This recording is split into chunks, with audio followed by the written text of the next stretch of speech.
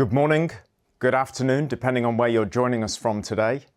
On behalf of the WHO Regional Office for Europe, I'm delighted to welcome you to this hearing of the Pan-European Commission on Climate and Health.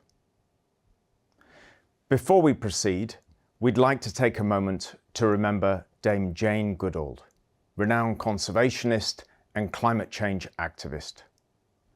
Dr. Goodall contributed to the Budapest 7th Ministerial Conference on Environment and Health and also joined us for the Climate and Health Exchange we had with member states as we developed the next 5-year vision for WHO Europe. Our dear friend Dr. Goodall sadly passed away yesterday at the age of 91. She will be sorely missed by our entire community.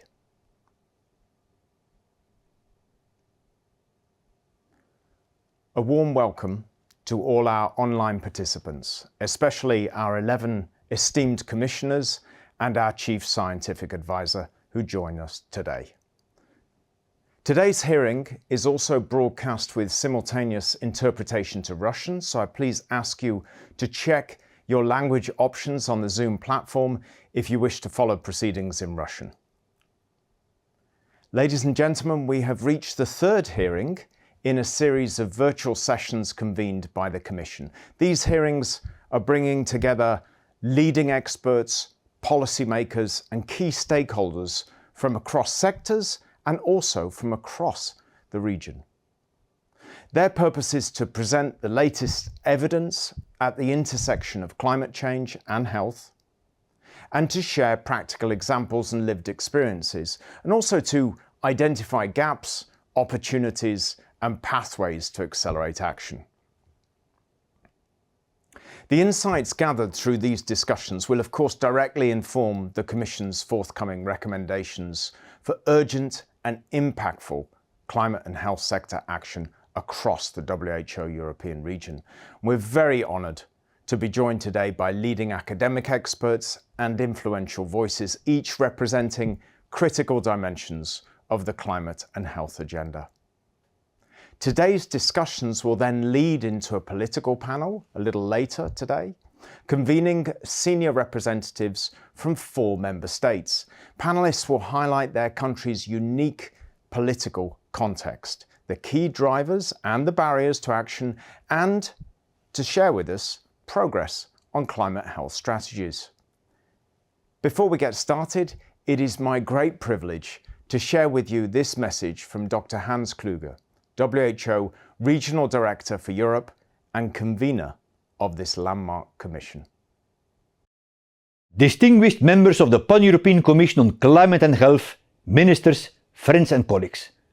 It's again a great privilege to welcome you to the third hearing of the Pan-European Commission, focused on elevating the political visibility and urgency of climate and health action across the region. Let me start by addressing the commissioners. For months now, you have engaged in an evidence-based exercise. But the work now needs to transcend data and evidence.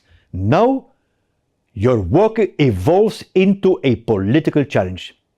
It's time to transform knowledge and experience, to move from consensus to execution.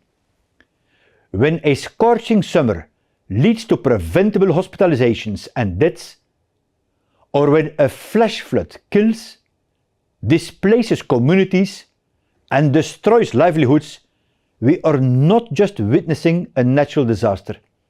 We are seeing a political failure to invest in resilient health systems.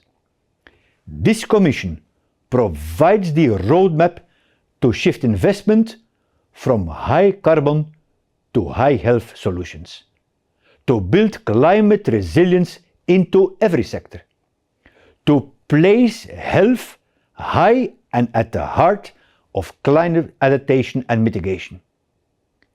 Climate remains a key focus of the second European Programme of Work, guiding our efforts for the next 5 years. The impact and success of your recommendations will depend on the political will of member states to make difficult choices for the long-term well-being of the citizens. Your independence gives you the authority to put hard choices on the table and to uphold science against disinformation. I commit to bring your recommendations to the attention of our member states, seeking opportunities to implement them through the second European Programme of Work. The moment for decisive political leadership has arrived. Let us ensure that the European region leads not only in ambition, but in execution. My heartfelt thanks to the experts with us today and to the ministers who will be sharing insights on how political leadership can leverage different entry points to accelerate and catalyze bold action. I wish you all a very productive session. Thank you so much. Thank you, Hans. It's a great honour now and a pleasure to welcome the Chair of the Commission, Her Excellency Katrine Jacobsdottir, here in the studio with us in Copenhagen. Thank you once again for being with us, Prime Minister. It's an absolute honour and a privilege. As we have a full programme ahead, I won't delay any further, but without further ado, I will please pass you the floor to introduce our first speaker. Thank you very much, Prime Minister. Thank you so much, Rob, and it is my pleasure to be back and with all of you today for our third hearing of the Commission. The first hearing where we focused on the threats to the health of the planet and the people. In our second hearing, we focused really on what opportunities we have, what possibilities we have, and now we are going to talk about how we can scale up action and support member states to act more boldly and rapidly to address the growing health impacts of climate change. So without further ado, we will start with our first speaker, and I am very honored to introduce Sara Olsvik, Chair of the Inuit Circumpolar Council of Greenland. The ICC has been speaking out on the global issue of climate change for decades and is currently an observer of the Intergovernmental Panel on Climate Change. And Sara, it's great to see you, and it's great to have you with us today to represent the ICC.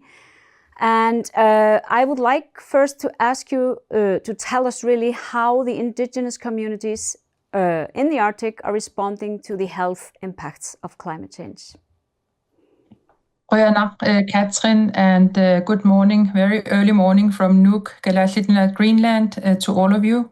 I'm happy to be able to deliver a few remarks from the Inuit Circumpolar Council. I'm the chair of ICC, and we represent Inuit across our Inuit homelands in Chukotka, Russia, Alaska, Canada, and Galashitinat, Greenland. We are about 180,000 Inuit, including those who live in urban areas in diaspora, so in Denmark, for example, or other places outside of our homelands. So we are not many people, and I will just start by sharing a map so you get a better sense of where we are in the world. I hope it's showing well on your screens. The red area here, of course, is the homeland that we occupy as Inuit, and as you can see, we are indeed a marine people who are fully and closely related to all marine beings as well as the natural beings on land. As Arctic indigenous peoples, we are inseparably and intimately interrelated with the environment. Our spiritual and physical health and well-being are intertwined with the health and well-being of the environment. And our culture, our languages and knowledge is part of the larger ecosystem, along with the animals, the ocean, the ice and the land. For Inuit, protecting our environment means protecting our communities, cultures and futures. We appreciate that this commission recognizes the interrelation between climate and human health. Climate change for Inuit has never been solely on environmental issues. Changes to the environment challenges our food security, access to the land, and our ability to travel, our language and knowledge transfer, and the maintenance of vital cultural practices. The Arctic is warming 3 to 4 times faster than the rest of the world, and Inuit are on the front lines of climate change. Thawing permafrost and eroding coastlines undermine our infrastructure, and the entire Inuit communities are facing relocation. The increasingly unpredictable freeze and melt patterns of sea ice threaten our food security and food sovereignty. Wildland and forest fires and rain on snow events are changing the landscape. All of these climate impacts are felt in the health of the animals, of the land, and of Inuit. So as Inuit, we face an intersection of pressures that affect our health and well-being, not only climate change, but also environmental degradation, and the concentration of pollution and contaminants in the Arctic, geopolitical pressure, systemically unjust structures, and the continuing intergenerational consequences of colonization. And you might also have heard of the situation here in Kalaallit Nunaat, where we are now focusing on the repair that needs to be done in terms of forced insertions of IUDs and a massive population growth decline due to that. The health impacts of climate change must therefore be addressed together with the health impacts of these other pressures. No solution can come at the expense of the human rights of Inuit or other Arctic indigenous peoples. It is therefore essential that we as Inuit meaningfully participate in identifying, creating, and testing policy responses to these pressures. Let us put the rights of indigenous peoples at the forefront. Inuit do face insufficient health infrastructure and access to healthcare due to the challenges of travel between communities, high living costs, including of store-bought food, and limited financial resources at the individual, community, and government levels. Climate change compounds these challenges by disrupting travel routes, shortening hunting and harvesting seasons, and adding unpredictability to our daily life. Insufficient health infrastructure is especially dangerous for youth and vulnerable populations, and is worsened by cultural barriers and systemic prejudice and racism within health systems. Inuit continue to face high suicide rates, disrupted identity, and mental health crises. Health care providers often lack proper training to address the needs and realities of Inuit, and lack the knowledge to navigate language barriers, understand our non-verbal communication and non-confrontational approaches, recognize differences in pain tolerance, and address perceived power differences between healthcare providers and patients.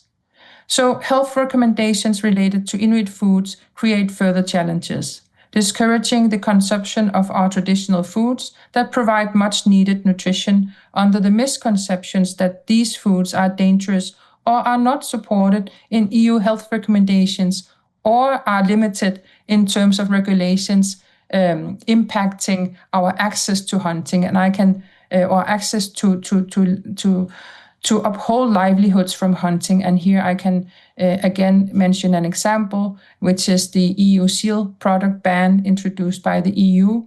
Although there is an Inuit exemption, it has severely damaged our access to upholding the livelihood of seal hunting. Access to food is, of course, a matter of health, and access to food is access to identity. For Inuit, food security is about food sovereignty, our right to govern our food systems and sustain our culture. Our languages hold the knowledge of where and how to obtain, process, store, and consume foods. All the practices associated with our traditional food systems are central to Inuit health.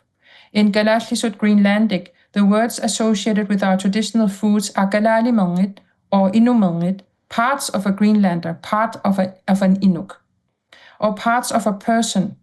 Hunting, fishing, and gathering strengthens and nurtures our identity and connection to the land. These are positive factors for our health. Land-based programs, therefore, especially for youth, are critical climate and health responses. These programs strengthen food sovereignty and contribute to food security and facilitate the transmission of knowledge between generations, building of skills and self-worth, and affirm Inuit identity. Climate change also affects the physical infrastructure of Inuit communities. Safe housing, access to clean water, and feeling secure at home are all part of health. Thawing permafrost undermines roads in homes in Chukotka, Alaska, and Western Canadian Arctic. The 2017 landslide in Nuugaatsiaq in northern Kalaallit Nunaat, Greenland, led to the permanent relocation of 176 people from 2 villages and provides a glimpse of the future impacts that climate change-induced instability of mountain slopes will have for Inuit here in Kalaallit Nunaat. Inuit-led solutions for climate adaptation include Inuit monitoring of the changing land, ice, and water. As we go out into nature, we see the changes taking place around us far more quickly than satellite imagery or modeling. We can communicate about dangerous ice conditions, landslides risk, coastal erosion, or potential avalanche sites so that our hunters and fishers and providers can make safe travel plans. Investment in Inuit-led monitoring in these areas is an investment in climate adaptation and human health. In conclusion, Excellencies, the Inuit leadership in climate and health policy, which reflects the interconnected relationship between land and people, the climate and health of people and the planet, is shaped by our indigenous knowledge, acquired through direct and long-term experiences and multi-generational observation. Indigenous knowledge continues to evolve and shapes our resilience and adaptation to changes in the environment around us. Despite the compounding challenges of colonial healthcare systems and climate change impacts on health, the land and infrastructure, our strength as Inuit, comes from culture and community. Language, traditions, hunting, and food systems are not just practices. They are protective factors for mental, physical, and spiritual health. Strong community connections and cultural practices continue to sustain and help our people adapt in the face of climate change, just as they always have. Protecting Inuit rights, land, and culture protects health. Inclusive and accountable governance of climate and health policy must therefore take a holistic and decolonial approach, centering Indigenous knowledge, resilience, and leadership. We are not stakeholders on the sidelines. Inuit and other Indigenous peoples are rights holders and are leaders and frontline defenders of our land and our people. Oyana. Thank you so much, Sarah. And this was really inspirational listening to you, because I think what we can learn from the Inuit societies around the Arctic is really that they actually have the holistic approach on society that we are trying to reach when we are tackling the challenge of climate and health. So maybe just one very short question. What can Europe really learn from the indigenous communities when it comes to governance to tackle this huge challenge, which, as you so rightly said, is not just environmental, but also societal and economic? And a very short answer, because our time is very short. Oyana, yes, I think the most important thing to be mindful of and take with you when you go into negotiations, be it under the UNFCCC or other places that directly affect and is a multilateral way of addressing climate change, is to remember that environment and human beings are not separate. That's the perspective we bring as Inuit and as indigenous peoples, that climate change is directly related to our human rights, that we cannot manage nature around us without being part of that and see ourselves as integrated into that.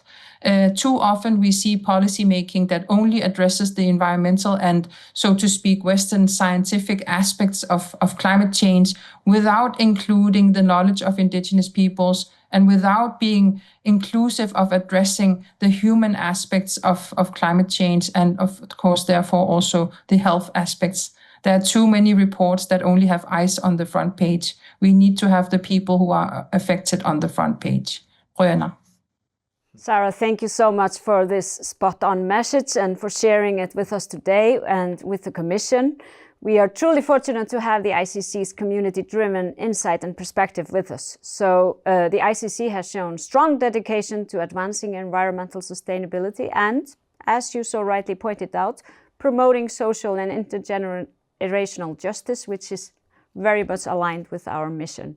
So thank you so much for your contribution. They are invaluable as we work toward our final call to action. But now we will move on, and it's a great pleasure to welcome Professor Mariana Mazzucato to the Commission today, and she will speak to us about the vital intersection of climate, health, and economic governance, sharing evidence and actionable levers to accelerate the transition to a net zero economy that protects public health. Professor Mazzucato holds the chair in the Economics of Innovation and Public Value at University College London, where she is also the founding director of the Institute for Innovation and Public Purpose. And we are very grateful to have you with us here today. You know, we know that you are on a sabbatical, so thank you so much for being here with us, and please join me in warmly welcoming Mariana, please. Thank you so much. Perhaps I should just quickly check if you can hear me. All good? Loud and clear. Thank you. Fantastic, fantastic. So first of all, thank you for inviting me to speak to you. I will really try to convince you that we are very far away from understanding how to govern an economy, an entire economy, which means every single sector, and for governments, every single department, with health and climate at the center. We are extremely siloed. We are patching things up. We are designed, I don't want to say to fail because that's very negative, but we are designed to be reactive. So I really want to talk about what it means to be proactive and to shape markets, to shape the economy, instead of constantly fixing different types of market failures. And you'll know that with climate change, we frame the problem in terms of fixing market failures, both in terms of negative externalities, where we need to make sure that firms, for example, are accounting for the costs of their pollution, or positive externalities where we ask the public sector to fill the gap of where the private sector is not investing. And the same thing is true in health. And both of these means that we're literally filling the gap, as though there's a hole. Think of the concept of financial gaps, as though there's a hole to throw money in. And the problem is that there is a hole, but throwing money in will not solve it unless we actually really rethink what it means to finance, to innovate, to collaborate, to govern, to value a healthy and sustainable planet. And I had the honor of chairing the WHO Council for the Economics of Health for All. And let me just underline, it was all women. And when Dr. Tedros and I were asked why, we said, why the bleep, bleep not, given all those other councils that have been for half a century or more just men. But really it was because I chose the best women in the world, including, by the way, indigenous women and women from all continents, really. And then also I was a co-chair of the Global Commission on the Economics of Water with President Tharman Shanmugaratnam from Singapore and Gazio Conjeweila, the head of the WTO. And what we tried to do in both of these commissions was to link health and climate.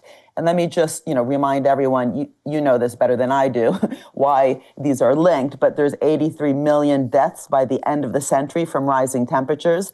20% of investment in green energy is only what it should be, so we're not taking that urgency seriously. In the Global Commission, we found that 55% of our food supply chains are at risk if we don't govern the global hydrological cycle adequately, and currently 2 billion people lack access. I mean, this is barbaric. Literally, 2 billion people lack access to safe drinking water, to the point that one child dies every 85 seconds from this. And these are conservative estimates.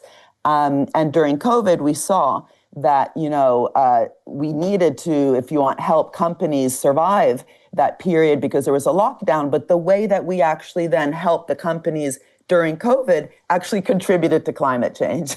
1 billion of the COVID-19 recovery funding allocated to energy companies ended up going to fossil fuel projects. So we, and even think of the SDGs, which are so important, but we continue to think of these again, in a siloed way. So when we are tackling climate change with electrification, the way that then we are extracting lithium, which is required for the batteries, for electrification, is extremely bad for water. And there's polluted waterways from that, or think of, we might need, of course, different types of partnerships and sustainability and industry innovation and infrastructure. I'm just reading here some of the SDGs, but if the way that we are then governing the digital platforms beneath those SDGs with data centers that require to have so much water to cool them down, we have found that many housing plans, public housing plans, and you'll know that shelter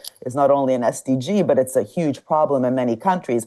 Public housing is having to be stopped because the people living in those homes will not have access to water because so much water is getting diverted to cool the data centers. So really seeing the sustainable development goals, of which health and climate really go through almost all of them, as a dashboard through which we drive our planet and our economies, and we don't see them in a siloed way, but also not governing this as though climate is just for the Ministry of Energy and the Environment, as though health is just for the Ministry of Health. We know, of course, that climate change and health require an intergovernmental approach, right? Health and well-being, of course, is also for the Department of Education, the Department of Finance, the Department of Agriculture, and so on. Climate change is for all departments. And we know this, by the way, with urgent problems. That's why we call intergovernmental approaches sometimes the war room. Think what happened during COVID. Because kids were locked down and industries were locked down, then we had to have intergovernmental collaboration, interministerial. We had the ministries of health with the ministries of finance, with the ministries of education, talking together. This is not how we govern our economies. We silo the health problem far away from the center so that you continue to have this never-ending dichotomy between those in charge of finance and the economy, thinking that we just need growth for growth's sake, and then someone far away from environment and health says, wait, what about us? And then little pennies and scraps and crumbs are thrown over, but it's not how we govern the economy itself. And I just presented actually a report to the UNGA crowd in New York and during Climate Week, which was giving an example of what it means actually to work truly in an interdepartmental way with something as concrete as lunch, right? School meals are incredibly important for children who don't have access to food, healthy, tasty, sustainable food, and using this lever of procurement, which is often 30 to 40% of a government's budget, whether it's Barbados or the United States, small or large country, to really think about how to use existing levers to achieve healthy and a sustainable planet. And we brought what I often call a moonshot, a mission approach down to earth through lunch.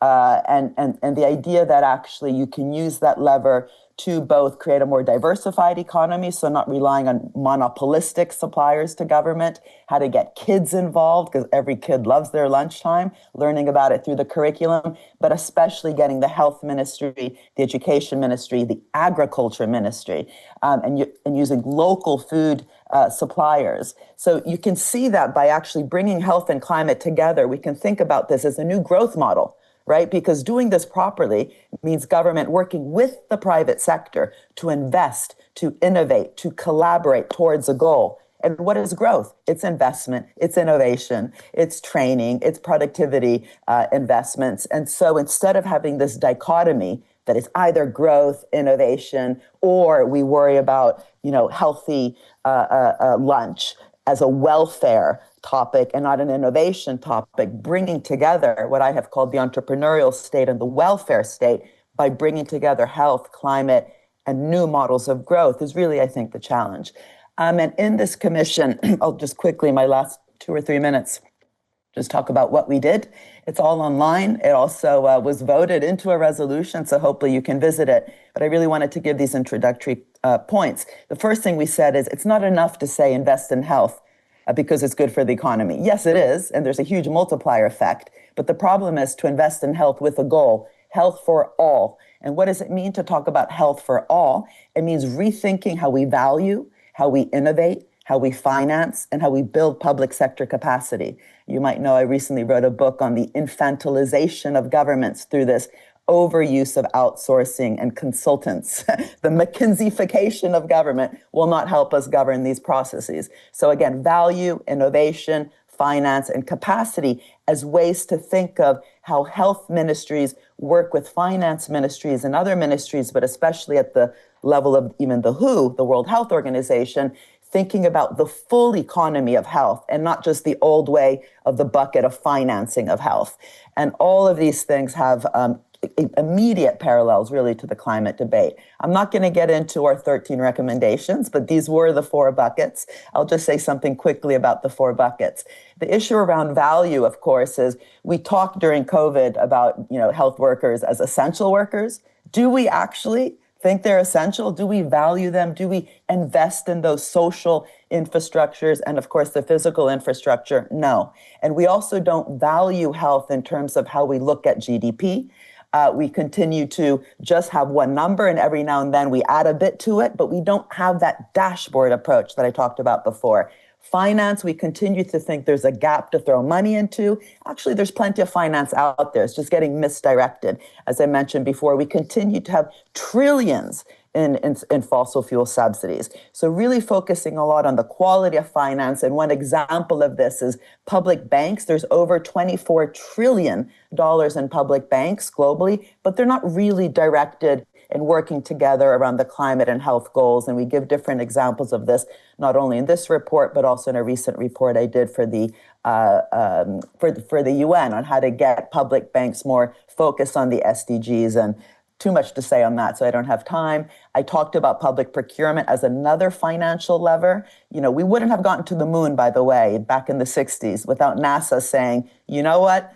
The aerospace bit is easy, but the paperwork is killing us, and we're going to have to change the laws, change the procurement law to really be outcomes-oriented, problem-oriented. And that's how they got to the moon, solving all those different innovation challenges. What would the astronauts wear? How would they move? What would they eat? How would they go to the bathroom? These got us huge amounts of innovations like baby diapers, baby formula, home insulation, software. We don't think that way. We don't think in a problem-oriented way. And that's what it means to also innovate for health for all. But that only works if we have conditions with public-private partnerships. It's too easy to talk about partnerships as though that's a good thing. Most partnerships are problematic. And 80% of industrial wastewater is not recycled, which is crazy given that the state is giving the water right to companies. So also we looked at different ways to build proper symbiotic public-private partnerships and not parasitic ones. And that, there's examples of what is being happening around this, both in the environment and health space. The mRNA hub in South Africa is trying to get better partnerships in terms of knowledge sharing. And lastly, I already mentioned capacity for health for all. This is the guy who was a Tory lord in the UK who said during COVID, what's happening? The civil servants are getting infantilized, because he saw how many contracts were going out to consultants. And so rebuilding the capacity inside the civil service to really govern these difficult challenges, like governing data and digital platforms for good and not for bad. And we know there's all sorts of problems in how currently the big tech companies are thinking about their role in the world. And really, investing in the adapting and learning, aligning public services with needs, that interdepartmental thinking, governing resilient production systems. These are critical for achieving, and this is my last slide, an economy that is sustainable and that has health for all at the center. And we were really proud in the commission that we ended up having a mandate to implement. So this is a call to action because the draft resolution actually ended up being accepted based on our report and those 13 recommendations. Thanks so much. Thank you so much, Mariana. I think you touched up on a lot of subjects that this commission has been thinking about, and not least the fact that governments are traditionally based in silos.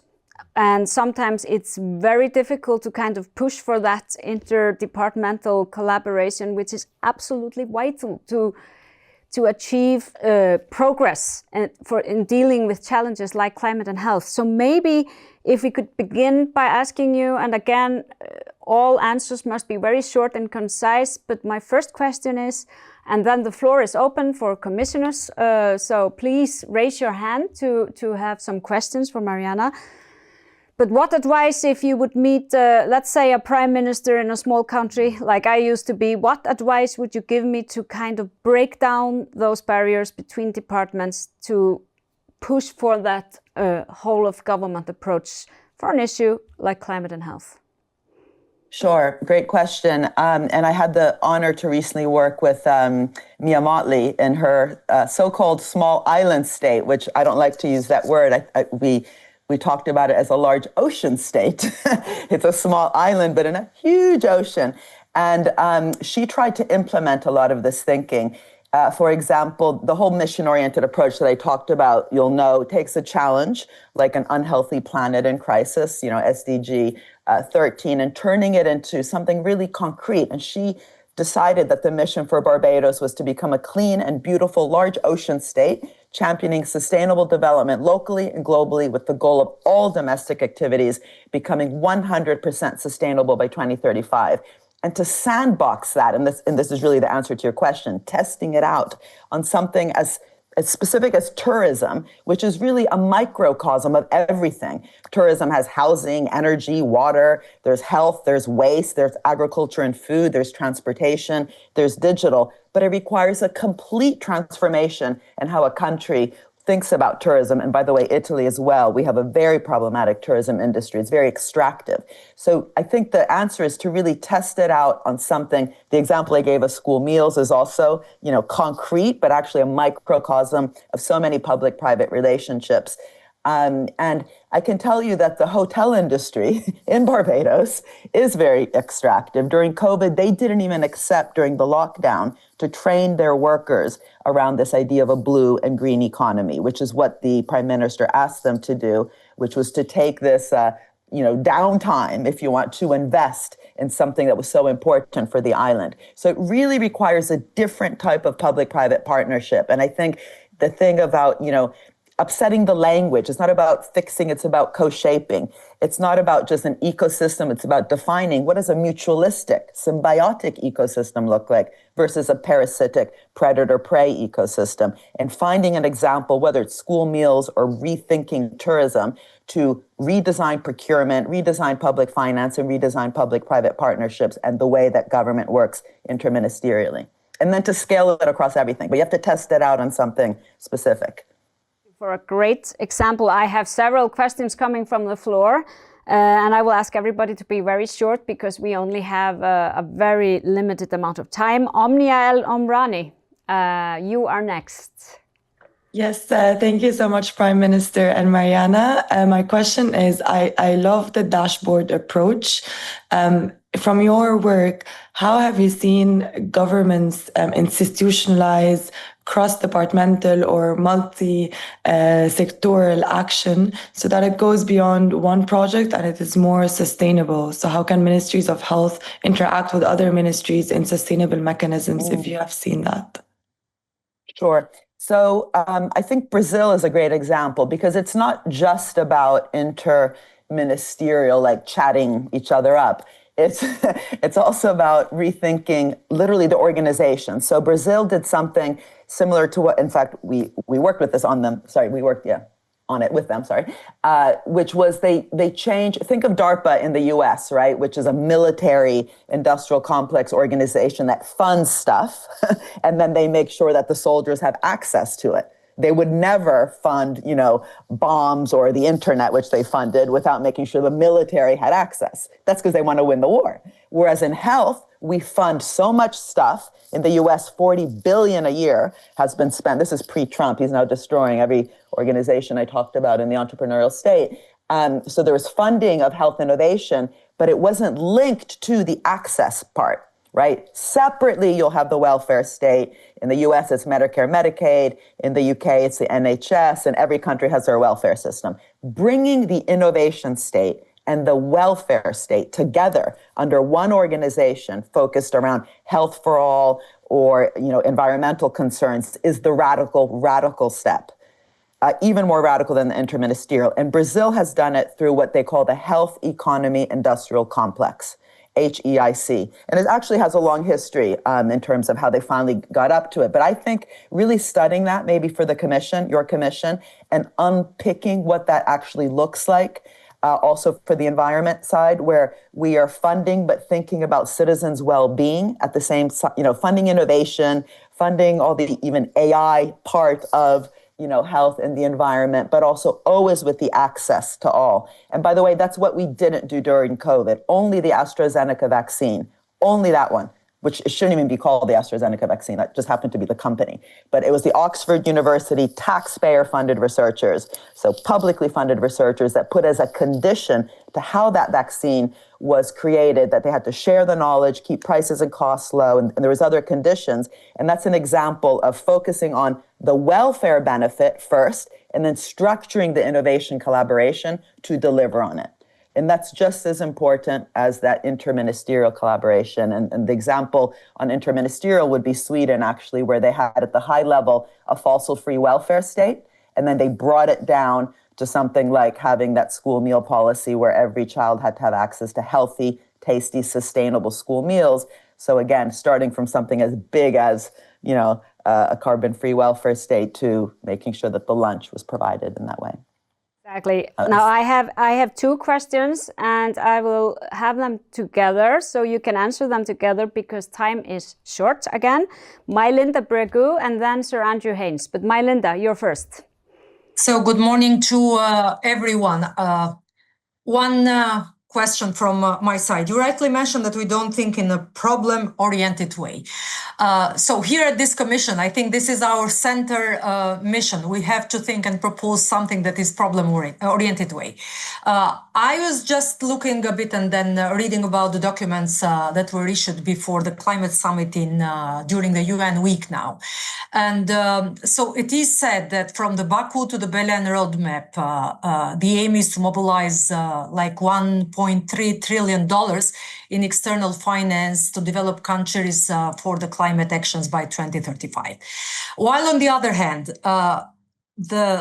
only last year, the world military expenditure reached about 2,718 billion, which is an increase of 9.4%. So in terms of politicians that usually don't think in long-term policies, but they are usually bound to their political term and cycle, is there anything that you can suggest that it can really be of use in our mission and in our report to propose to countries how can we re-engineer the governance so health, climate and economy are the same conversation and a short-term priority, not a long-term one? Mariana, I ask you just to take note of this because I would like to squeeze in two more very short questions. Next is Sir Andrew Haynes. Are you there, Andy? Yeah. Thanks, Mariana, for your great presentation, as always. Quick question, well, not a quick question, but a question from me is about externalities. I mean, for years, we've been hearing that, we're subsidizing fossil fuels and we have these immense externalities in our economy. And yet we're signally failing, really, to make progress on that because I think the fossil fuel industry is politically very dominant and is determined to extract every last cent out of fossil fuels. So do you have any words of wisdom about how we can actually make progress in a tangible sense in internalizing these externalities? Thank you. Thank you, Andy. And a last question from Ernst Kuipers. Are you there, Ernst? Yes, I am. And thank you very much, Professor Mazzucato, for a wonderful presentation, really stimulating us and real spot on for the topic of today's hearing on how to scale up. So it matches very well with the presentation which we had before on the Inuit and the inclusive approach. And what you're saying is that health in all policies not only can be done, but must be done. Now, my question is, that then also means that the healthcare sector has to rethink in the way we act, in our research, in our education, and in our interaction. Do you agree with that?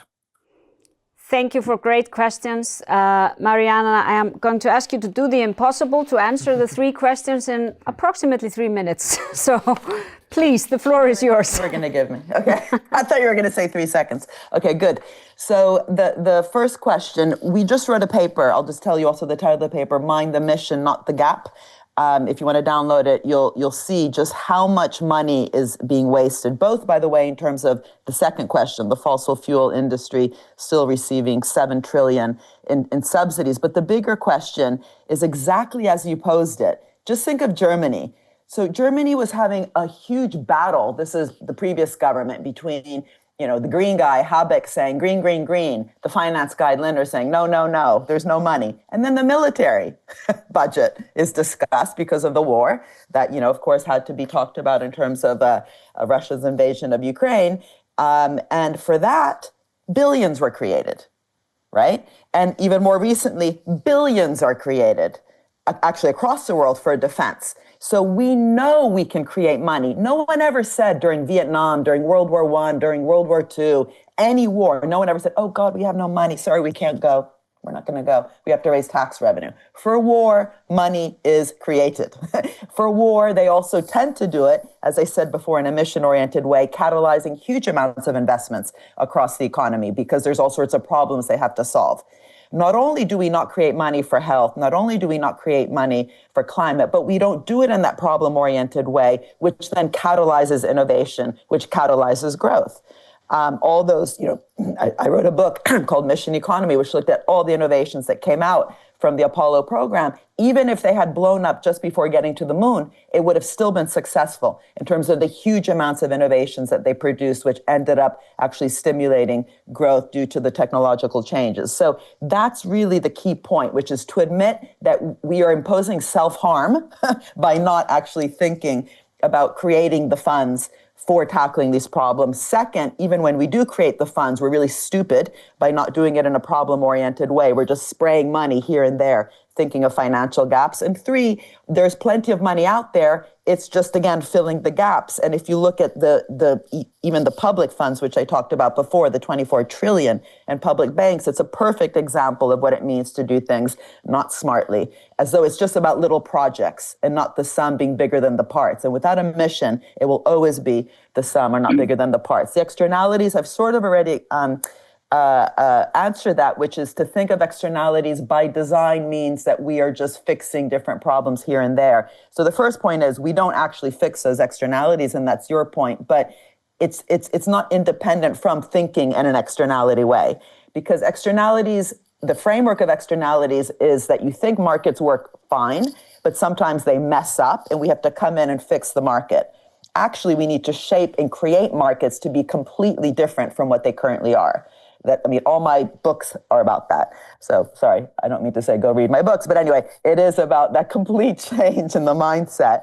And by the way, the renewable energy sector, let's not folklorize it. They are one of the biggest tax evading sectors in the world right now. Okay, massive amounts of tax subsidies, massive amounts of lobbying, not transparent lobbying. There's interesting studies coming out about this. So this, again, it's not about a sector and saying, oh, fossil fuels are terrible, renewables are great. No, we need to really transform the economy, including those sectors. It's very interesting to look at, again, this conditionality point.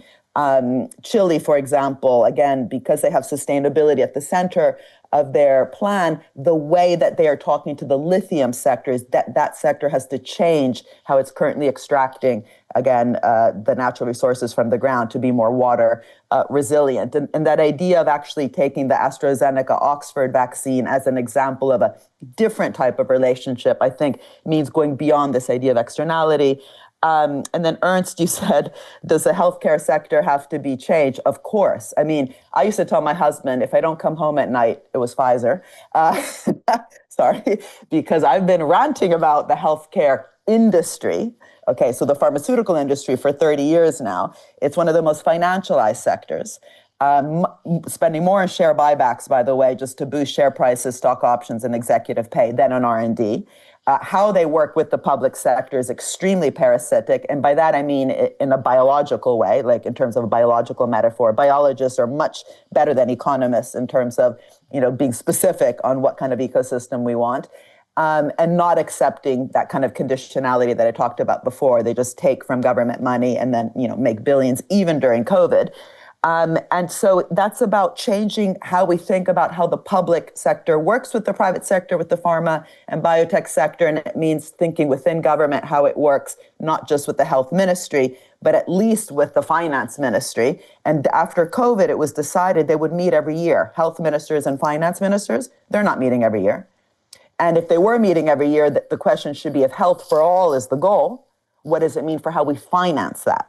That's what it is. It's not just meeting, even if they do meet, fine, but they're not meeting with the goal of how do we structure our economies to be more resilient on both the climate and the health front? What does it mean for the structure of financing, for the structure of outcomes-oriented budgeting, for how we think of our growth models instead of, growth here and then, we'll grow a bit less if we do climate. No, you can grow even more if you actually really think about all those innovations, collaborations, training, intersectoral collaborations that we need to solve these problems.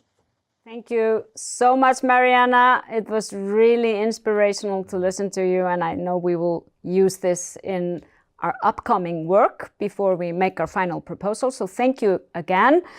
Now it is my pleasure to welcome Professor Anna Gilmore to the Commission. Anna is a professor of public health, co-director of the Center for 21st Century Public Health, and founding director of the Tobacco Control Research Group at the University of Bath. Her research focuses on the commercial determinants of health, including corporate influence on policy and science. And today she will address the Commission on how commercial forces intersect with climate change and offer insights into strengthening transparent governance by applying lessons from other areas of public health. So welcome, Professor Gilmore. Please, the floor is yours. Good morning. Thank you so much for having me. I've been asked to focus on some very specific recommendations targeted at ministries of health. And I have 6, but first some background. And this will really build on what Mariana has said, actually, even though I had no idea what she was going to say, but really kind of drilling to the health department level, if you like. So really, what we've been hearing at these hearings is about 3 intersecting issues: the climate crisis, the NCD epidemic, and widening inequalities. And all of these, and the misinformation, which we also touched on as fueling them, are at least to some extent commercially driven, what we would call commerciogenic, in that they can all be linked to the products and the practices of commercial actors and the political and economic systems that they have helped shape and which we heard are highly problematic. And this issue is really becoming mainstreamed within public health now under the term the commercial determinants of health. And these determinants are, of course, not separate from the social or political or economic determinants, but this approach takes a critical lens to the role of the commercial sector in shaping those wider determinants, really reflecting the growing role of commercial actors in society. So this definition is from our Lancet series on this topic. And I just want to note 2 quick things. Firstly, that commercial actors here refers to a whole diversity of commercial actors. And this definition is neutral because it recognizes that some commercial actors have incredibly negative impacts on health, but some have positive impacts. And actually, they're going to be crucial to innovating and finding the solutions we need to the commercial determinants of health and to climate change. But also, health here refers specifically to human and planetary health. And so climate change fits very much within this model. And I'm going to try and show that to you now very briefly using our conceptualization. So at the top of the model, we look at the commercial sector and the practices that commercial actors engage in. So their financial practices, 40% of multinational corporate profits made abroad end up in tax havens, for example. And so through these different practices, commercial actors impact on this determinants of health part of the model, influencing our health. So we show, for example, that commercial actors and the very wealthy helped shape political and economic systems. They were behind the push for neoliberalism and deregulation. And that push for deregulation, of course, continues. What is less well known, perhaps, is they've also influenced regulatory approaches. So these are the rules on how policies are made. So we've published evidence, for example, showing that diverse corporations led by British American Tobacco, but including fossil fuels, food companies, chemical companies, worked together to establish rules on policy making that would advantage their interests. And they did this specifically to make it harder to pass public health or environmental policies. And we've gone on to show that they do work to that effect, and they sort of disproportionately favour powerful actors. And then what's far better known, of course, is they continuously seek to influence diverse policies, whether it's health policies or environmental policies. And here our work shows that what we call health harming industries, and we would include fossil fuel industries in this, engage in the very same political and scientific practices when doing this. And reputation management, which you see in the centre at the top, is also key to this. So this is the greenwashing and the whitewashing and so on. And through these routes, they impact on environments. So, for example, supply chain and waste practices impact natural environments. Marketing practices change our built environments to drive consumption. Scientific practices create misinformation. And all of this in turn has impacts on our health at individual level. It drives our consumption. It impacts exposure to pollutants and so on, impacts our earnings. And we're seeing this exponential gap between chief executive or executive and average worker salaries. And so that results in level 6, it impacts on human and planetary health and widening inequalities. But let's zoom into this system part of the model. And we refer to this in the paper as creating a pathological system, because corporations have successfully shaped policies in their interest. So now, through this, the reductions in taxation and so on, they're able to externalize the costs of the harm they cause. So the consequences of climate change are mainly paid for by governments and the individuals affected. And of course, because corporations are not meeting their true costs, they're making, by definition, excess profits, and their power grows. And they can then use that growing power to continue to shape that system in their interests, while the resources of governments and individuals having to meet those costs decline. And that, of course, compounds the harm. And we see in this graph from the World Inequalities Report, since the advent of neoliberalism, really, this huge shift in wealth to the private sector. So wealth has increased overall, but now it sits almost entirely in private sector hands. And that, of course, has impacts for government's ability to address these problems. So let's return to our ministries of health. The outcome is that they're dealing with an enormous level of commercially driven health harm.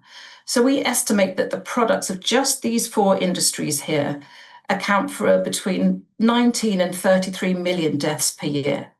That's between 1/3 and almost 2/3 of total global deaths. And you'll notice that from fossil fuels, this is just the deaths from air pollution. So it's just a fraction of the total harm. And a key issue actually is that most health professionals don't realize the scale of this harm from fossil fuels. Let me put that 19 million figure in context. That's like wiping out the whole population of Romania every year. And at its peak, COVID caused just 2 million deaths a year. And yet look at the massive response to that. So my first recommendation is that ministries of health should really take a commercial determinants of health approach to climate and health. Of course, they've got to, look at health system sustainability and climate resilience, but that's not going to be enough. They really need to tackle these common structural drivers of poor health and climate change. And those are the ones further upstream in the model that I showed you. And that means regulating industry practices, changing environments in which people live, rather than expecting them to continue living environments like this one shown and somehow miraculously change their behaviours. And it can also involve using government procurement for good, as we just heard.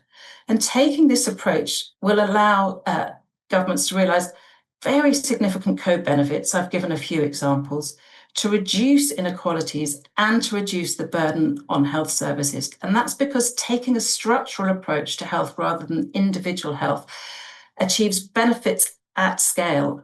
And because you're not expecting individuals to have to engage in health promotion materials and so on, it's far more likely to reduce inequalities. And taking this approach also has the benefit of being able to highlight and draw attention to the scale and the costs of the health harms of fossil fuels and adjacent industries.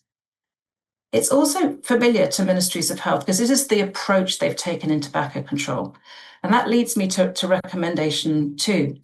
Of those 4 health harming industries that I've flagged, there is one where we've made enormous progress, and that's tobacco. So tobacco use around the world has declined over a period when health harms from other vectors, industry vectors, are worsening. So since 1990, adolescent obesity, for example, has quadrupled. And that's because we focus not just on tobacco, but also on the industry as a problem. The industry's conduct was exposed and the industry was denormalized. But perhaps the most important thing to flag is there was also a key focus on governance. And so we have a global treaty on tobacco. It's called the Framework Convention on Tobacco Control. And Article 5.3 of that treaty, some of it is detailed here. And what it does, it requires governments, when they're setting their policies, to protect them from the commercial and vested interest of the tobacco industry. Industry will misrepresent this. This is not a radical policy. It does not block any interaction. As you can see in the next bit, it limits interactions to the extent strictly necessary to enable governments to effectively regulate. So this is really just good governance. This is about recognizing conflicts of interest. So if you're developing policy on tobacco, which is about reducing tobacco use, and you've got a company in the room whose profits depend on sales from that product, they're conflicted. It would be exactly the same with the fossil fuel industry. If you're trying to reduce dependence in Europe on the on oil and gas, if you sit in the room with the very industries that are dependent on profits from those products, you're not going to get good advice. So you've got to recognize these conflicts of interest and govern more effectively. And that in turn enables a move from voluntary measures, which we know in public health have really not worked, to regulatory approaches. So recommendation 3 is really that we do need to improve policy governance across the board and address conflicts of interest. We've got to stop ignoring the enormous elephant in the room, and that's the overwhelming evidence that these diverse commercial actors engage in the same practices as the tobacco industry, and they do so in exactly the same way. We've got taxonomies that show this, and so there's a conflict between their interests, as I was saying, to maximize profits and sales, and the public interest, and by extension, therefore, the government's interest, given its duty to act in the public interest. We've also got to recognise the evidence that voluntary approaches don't work, and partnership approaches, where there is a conflict of interest, don't work. That evidence is now consistent. So we need to move then from these voluntary to regulatory approaches. And just a quick call that corporate-funded education on climate, alcohol, gambling, and so on has been shown to mislead, and we need to just make sure that is not happening. But the other thing we've learned from tobacco, that this is not enough, and this is exactly what Mariana was touching on. So we made enormous progress in tobacco control, but that's stalled because we have not addressed the system problem. So this is a system in which governments remain obsessed with growth, in which industry remains incentivized to maximize profits at any cost, and which it retains huge power. So the tobacco companies remain some of the most powerful in the world. And in this system, every policy, as you see, becomes this prolonged David and Goliath battle. And it was when I was involved in trying to get plain packaging for cigarettes in the UK, that took 8 years, despite us having, really strong civil society, really strong research, on the tobacco industry. We don't have that time. So we have to do more. We have to address this system problem. And that requires us, as we've been hearing, to rethink our political and economic systems. Just focusing on GDP is pointless. We need to start to focus on what matters. And we need to rethink these approaches to policy making so they don't advantage the powerful, but they focus again on evaluating what matters in order to help drive policy in the right direction. And we've also got this problem of the huge material power of these corporations, and we may want to, we can discuss this with Mariana, internalize the costs of those harms. Ultimately, we've got to reshape political and economic systems in the public interest. So in summary, here are my 6 recommendations. There are 2 extras I haven't had time to talk about, which are about protecting science, because there's very clear evidence that corporations are influencing science in their interest. Corporate funding of science is increasing while public sector funding stagnates. So that problem is becoming more important to address. And I think within health, we also can do a far better job on making the economic case for action. So that's it. Thank you very much. Thank you so much, Anna, and thank you for putting this in the context of the big picture where we really see the effect of commercial determinants on health, and also the importance of having different options like the well-being economy, etc., where we approach our systems differently. And thank you also for mentioning science, because this is something very close to our Commission's heart, the importance of science. But the floor is open and I only have time for 2 questions. So if the commissioners will raise their hands to take the floor. So Rob, please. Yeah. You raised your hand here in the studio. My hand here in the studio, Professor Gilmore. Thank you very much for that presentation. I was just sort of reflecting on some things you've said there, and about governance reform to reduce commercial interference, the value of regulatory measures, addressing structural changes, and the example, of course, from tobacco. I wanted maybe to ask a question around civil society and how civil society, in your opinion, can be empowered to monitor and expose undue influence, and whether you have an experience as to a successful, or have an example, excuse me, of a successful way in which the role that they played this role, and how governments maybe can support this. So if you could say a few words on that, we'd really appreciate it. Thank you. In tobacco control, my experience of my sort of forays more into the environmental field is that tobacco control is a little bit different, because civil society and academia and health departments work actually closely together. And there's been a key focus on monitoring and researching the tobacco industry and exposing its misconduct. And this has been key to enabling developments. So, for example, my team runs a website called tobaccotactics.org, which you could take a look at. And that really started because we realized that we had so much knowledge in our heads on what the industry was doing that we needed to make that public. And it really depowers the industry, because it means at their fingertips, people have access to information on what the industry is doing. So when an industry front group knocks on the door of a policymaker, they can look that organization up on our website. But also there is really good evidence that denormalization is a really effective tobacco control strategy. So actually the evidence is it helped reduce tobacco use, but it also reduces what you might call the soft power of industry, because once people understand, and once policymakers understand what the industry is like, as you say, you don't stand next to a pariah on a photo opportunity. People no longer want to meet with the tobacco industry. So there's a huge amount that can be achieved through that work. Anna, that's a very good point on the culture, really. But I have a final question for you from Mylinda Bregu. The final question to Anna, please, Mylinda. Thank you very much on your short presentation. Just one question, a short one. So if you had the political power today with all the expertise you've got from the tobacco story, so can you tell us which might be one policy that you could formulate or propose that could really cut the health impacts of pollution? A simple question, Anna, please. I mean, there are so very many. simple. I did give some on the slide. I mean, to me, there were so many obvious things, like why is there not a high carbon advertising ban? You know, so in health, we would approach the 4 A's: availability, accessibility, affordability, and attractiveness.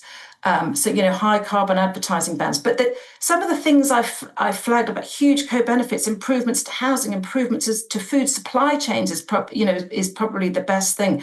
There's been some huge efforts in public procurement, as Mariana was touching on, that have had very positive health and climate impacts. And I think those need to be mirrored elsewhere. So I think to flag one thing is almost impossible. There are so many.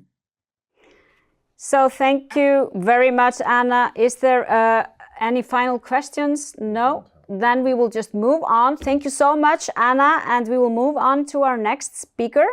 Dr. Miriam Sage-Maas is a lawyer and the legal director at the European Centre for Constitutional and Human Rights, an independent non-profit legal and educational organization dedicated to protecting and enforcing the rights guaranteed by the Universal Declaration of Human Rights, as well as other human rights declarations and national constitutions through legal means. And today, Dr. Miriam will address the Commission on the role of legal initiatives as levers for upholding the human right to health in the face of climate change. So welcome, Dr. Miriam Sage-Maas. Please, the floor is yours. Thank you very much. And yeah, I feel honored to be invited to speak to you. So the right to health is a right that is widely recognized and protected under the Universal Declaration of Human Rights, the International Covenant of Economic, Social, and Cultural Rights, and the Convention on the Rights of Persons with Disabilities. And most recently, there have been a number of important court decisions over the last decade. This has been developing at the national level from constitutional courts, but also civil courts. And now we have this year and last year, we've had a number of very important jurisprudence coming from international courts. And I want to elaborate on how these court decisions and this jurisprudence is setting clear parameters for state policy that should guide state policy into how to ensure that the right to health is protected in the climate crisis. One important other development that needs to be mentioned also to set the normative framework. So there's not only the long recognized right to health, but there's also the right to a healthy environment, which was acknowledged by the United Nations Human Rights Council in October 2021, and subsequently by the UN General Assembly in July 2022. So these are two corresponding rights. And I want to primarily focus on two decisions of international courts. So one is the Inter-American Human Rights Court advisory opinion, and the advisory opinion of the International Court of Justice that have been delivered earlier this year. And it's, again, if we look into the normative framework that is also developing as a response to the climate crisis, then it is important to note that the Inter-American Court of Human Rights has held that there's not only a right to a healthy environment, but that actually also needs to be understood as a right to a healthy climate. So I think courts are responding to the climate crisis and saying that the existing obligations protecting health and the environment, the court also recognizes rights to nature, are now, do need to be understood also in the climate crisis as creating new obligations, new state obligations that specifically respond to the specific challenges of climate change. And here, the International Court of Justice decision, as well as the Inter-American Court of Human Rights decisions, elaborate extensively on the state duties under human rights regimes and international law with regards to the climate crisis. And especially in the International Court of Justice decision, it's important that there's that it has framed and defined due diligence standards that states must meet to fulfill the obligations related to climate change. And the International Court of Justice says that this is both under international treaty law as well as international customary law, human rights law. So they actually say it's a very well-founded, unquestionable duty of states to act. And these obligations is one consists of cessation and non-repetition with respect to harm. It's a duty to ensure full reparation, including restitution. Also, again, when it comes to harm, and to also ensure compensation. So given that normative framework that we have, I think I want to now go into a bit further details on how the state duty is being defined, because I think it is absolutely necessary that any kind of state policies are guided by a thorough human rights analysis and then are executed in accordance to human rights standards. And here, the Inter-American Court of Human Rights is particularly important because it formulates extensive obligations of states with regards to particularly vulnerable groups, such as children, indigenous peoples, tribes, people living in particular poor regions and other groups. Most importantly, state measures in response to the climate emergency require a differentiated protection that take into account the specific context and vulnerabilities of regions and populations.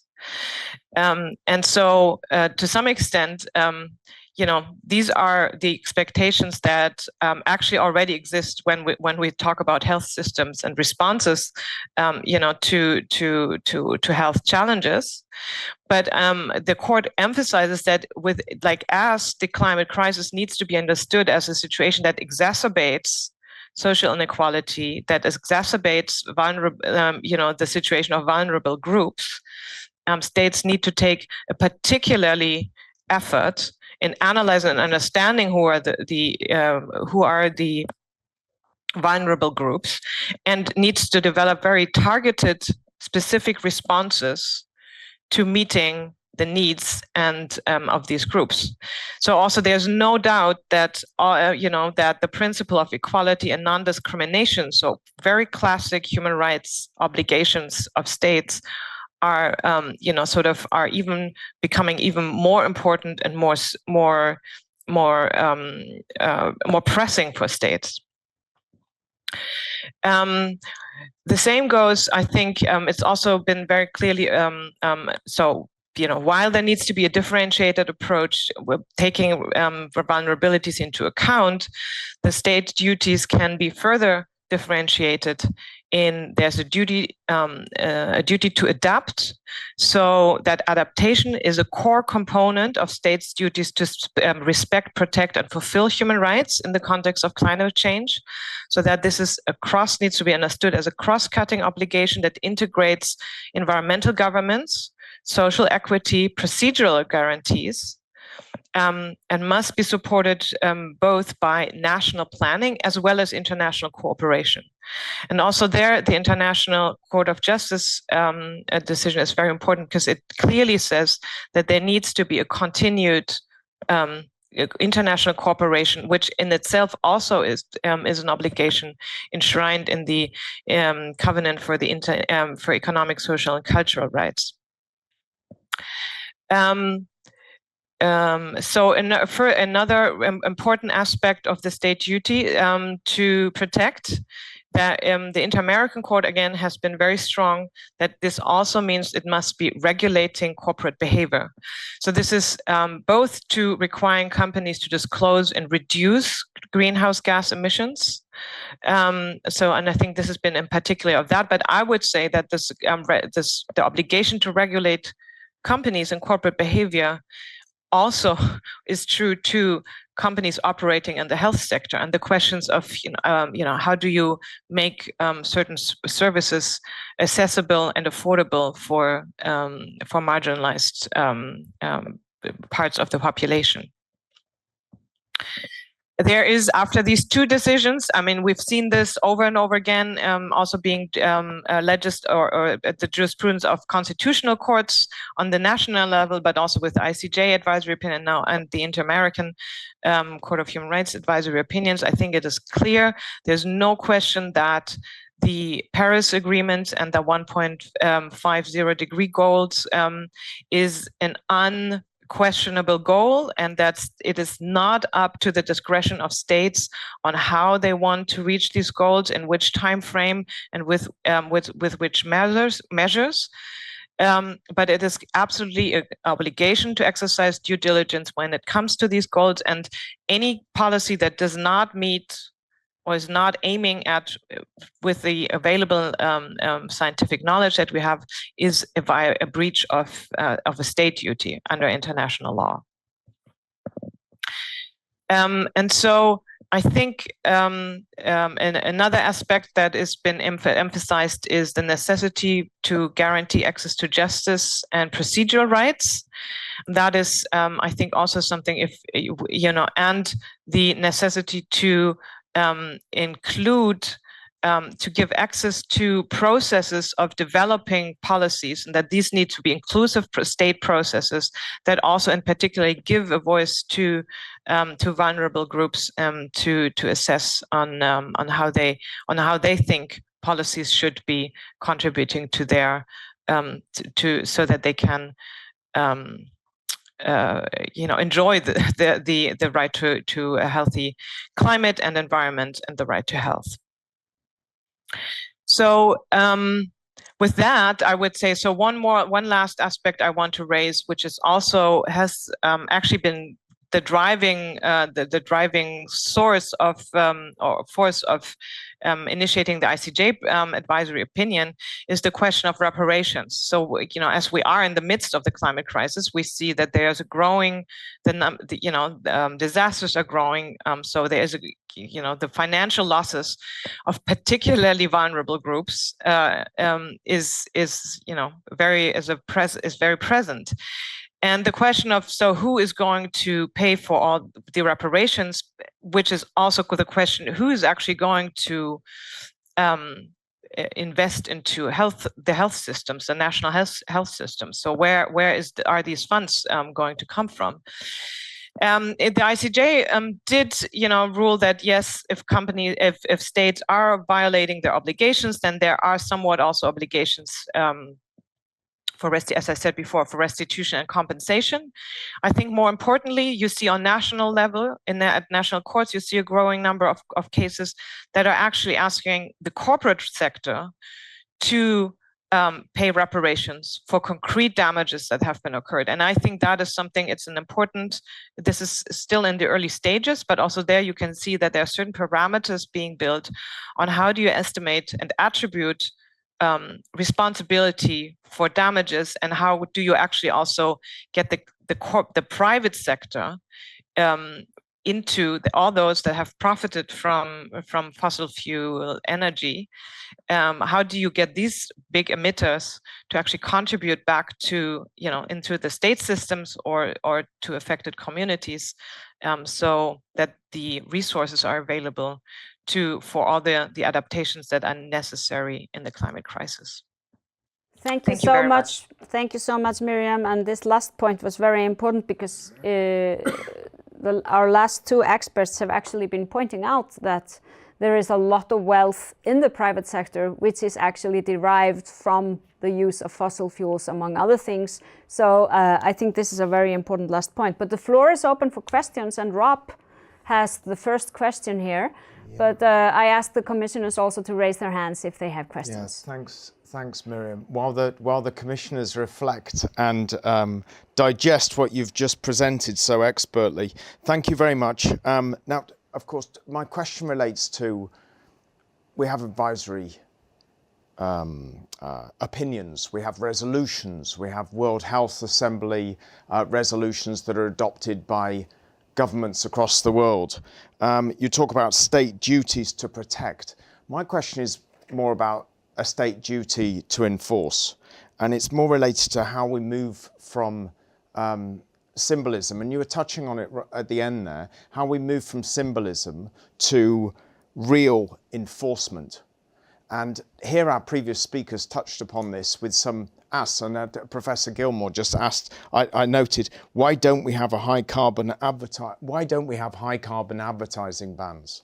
So my question is, can you give us some clues as to how you feel we need to move forward above and beyond, climate lawsuits, and maybe how governments use these lawsuits to enforce this?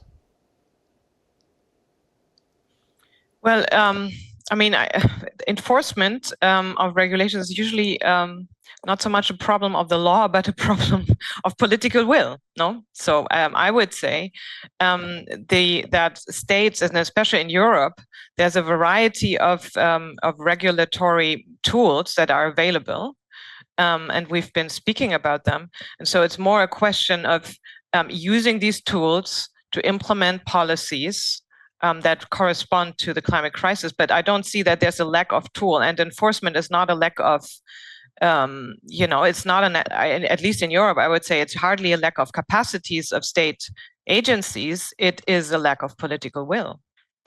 And I think that is why, civil society actors are turning to courts. I mean, obviously, individual court decisions on, reparations, for example, will not solve the overall problem of how to deal with enormous corporate wealth. But in the absence of proper state policies, I think that's at the moment where a lot of civil society actors are resuming to. It's not the legislators and the governments have the tools, but we also need the political will. But I have a question here from Sir Andrew Haynes. Andy, are you there? Yeah, absolutely. Well, thanks for another great presentation. I think it's been a tremendous morning. But my question really is about how we can support litigation actions, how the scientific community can support litigation actions most effectively, because some analyses have shown that the reason why some of these cases fail at the local, national level is because they don't use the best available science. And one of the challenges we've had in health and climate is that up until now, we haven't been able to formally attribute health effects to climate change. And we can say, when climate varies, people die from heat, for example. But we couldn't specify what proportion of those deaths wouldn't have occurred in the absence of human-induced climate change. Now that is changing. There are so far only about 20 papers that make formal attribution, but we're seeing a rapid increase. Even in the last few weeks, we've seen several new papers. So my question really is, how can we forge closer links between the climate and health research community and those who are undertaking litigation to make sure that litigation is more likely to achieve success? Thank you.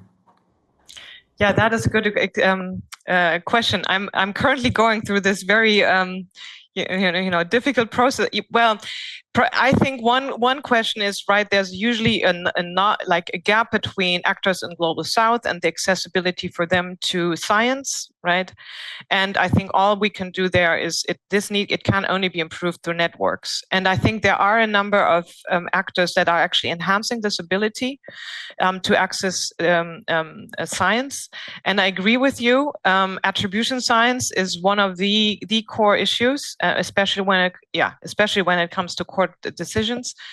But I have to say, I am quite, well, again, I'm in Europe, no?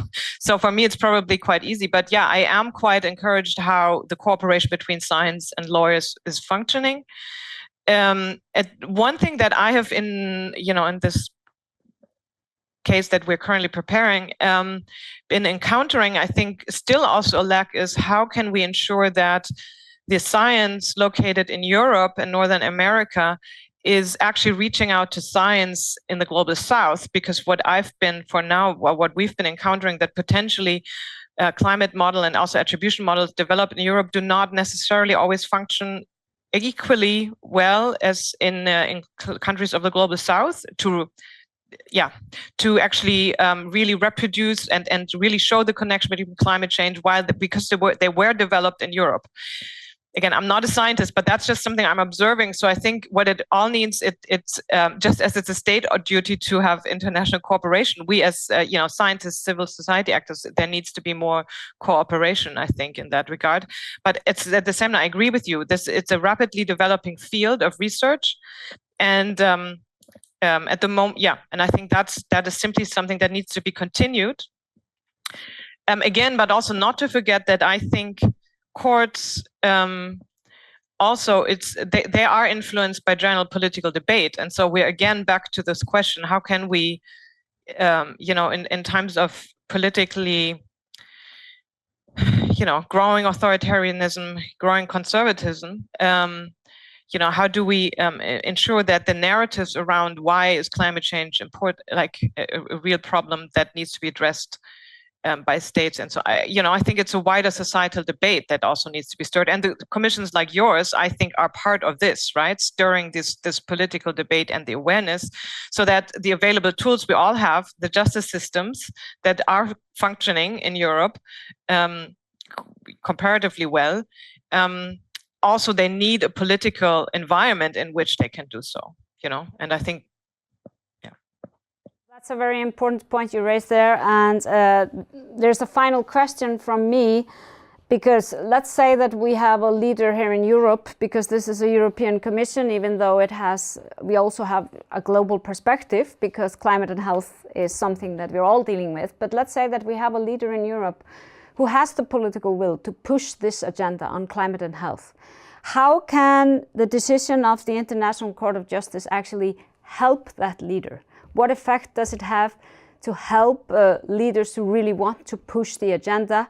And then I'm thinking really about the interaction of the judiciary system and then legislators and governments. Well, I mean, I think what the of course, advisory opinions are not binding, right? So they can't be enforced. But I think what they do give is they give a normative framework, and they do formulate. I mean, the International Court of Justice formulates the status quo of international law. So what that means is, I think it does give mainly. It gives the backing of that political leaders actually just wanting to be in accordance and abiding by international law standards. So that's and the question: anyone who doesn't is in breach of international law, and then we can ask ourselves. Apparently, more and more states are very comfortable with being in breach of international law, but I think it gives this normative and probably moral or backing. And then the courts, the International Court, I think the Inter-American Court is going actually into a bit more detail on state duties. It does give the beauty of laws. It can give clear parameters of how to set up new policies, right? So you have some standards of what is it, I think the whole question of how to acknowledge vulnerable groups, how to do a human rights assessment of whose human rights are affected in which situation. And then you can ask, so I think it gives you a framework to then ask the right questions. What would be the practical solution that needs to be coming to get into policy? And especially as human rights law is also talking a lot about that there's a necessity to include the rights holders into the process. So that means it actually gives you legitimacy to also find inclusive methods of developing state policies that then would be, more effective because they are actually meeting the needs of certain groups, right? And they're not just made up by someone who has the best intention, but probably not the knowledge of the rights holders themselves.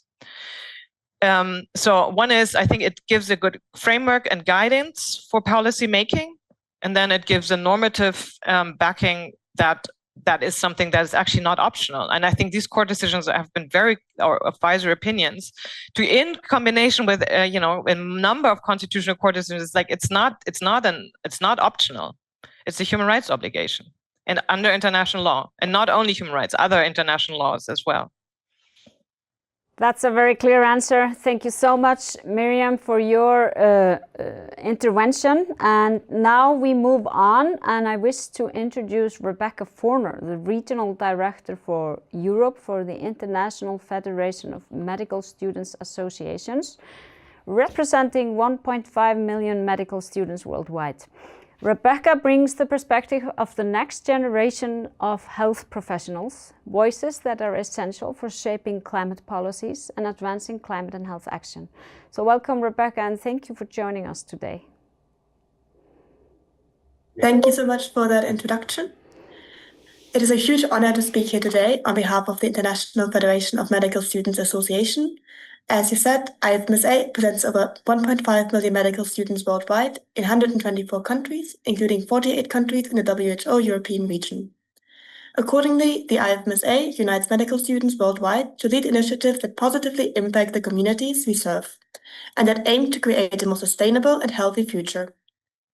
Even though you may wonder now what role medical students have in the interconnection between climate change and health, I hope that these next minutes will underscore the importance of engaging youth and healthcare students as key players in this matter. Notably, the health effects of climate change and pollution have been underscored as a key priority for medical students worldwide for several years. Indeed, climate change is already a priority in affecting the physical and mental well-being of all of us, causing unprecedented human suffering and exacerbating existing social and economic inequities. Children and youth are amongst the most vulnerable groups. For example, over 1,200 deaths in people under 18 years of age are estimated to be due to air pollution in the European Economic Area and collaborating countries per year. This impact can be seen in both healthy children and children with asthma. As future health professionals, it is important to highlight that we will be affected by the climate crisis from multiple perspectives. Firstly, we are susceptible to the consequences of climate change ourselves, ranging from health-related conditions to natural disasters and resource shortages. On the other hand, as healthcare workers, we will be confronted with countless threats posed by climate change that affect our patients, communities, and not least health systems. These threats include increasing the disease burden of both non-communicable and communicable diseases, compromising other social determinants of health, and raising the frequency of natural disasters.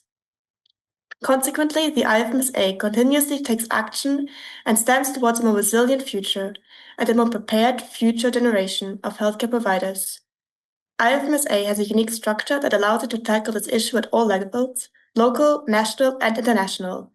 Indeed, upholding the principle of think global, act local, we continuously reinforce that true change and impact can only be achieved through a synergic approach at all levels. Therefore, I would like to provide some examples of the role that medical students have been playing in increasing climate resilience and mitigating the impacts of the climate crisis. Internationally, the IFMSA is an active participant in several initiatives, groups, and meetings related to the climate change and pollution.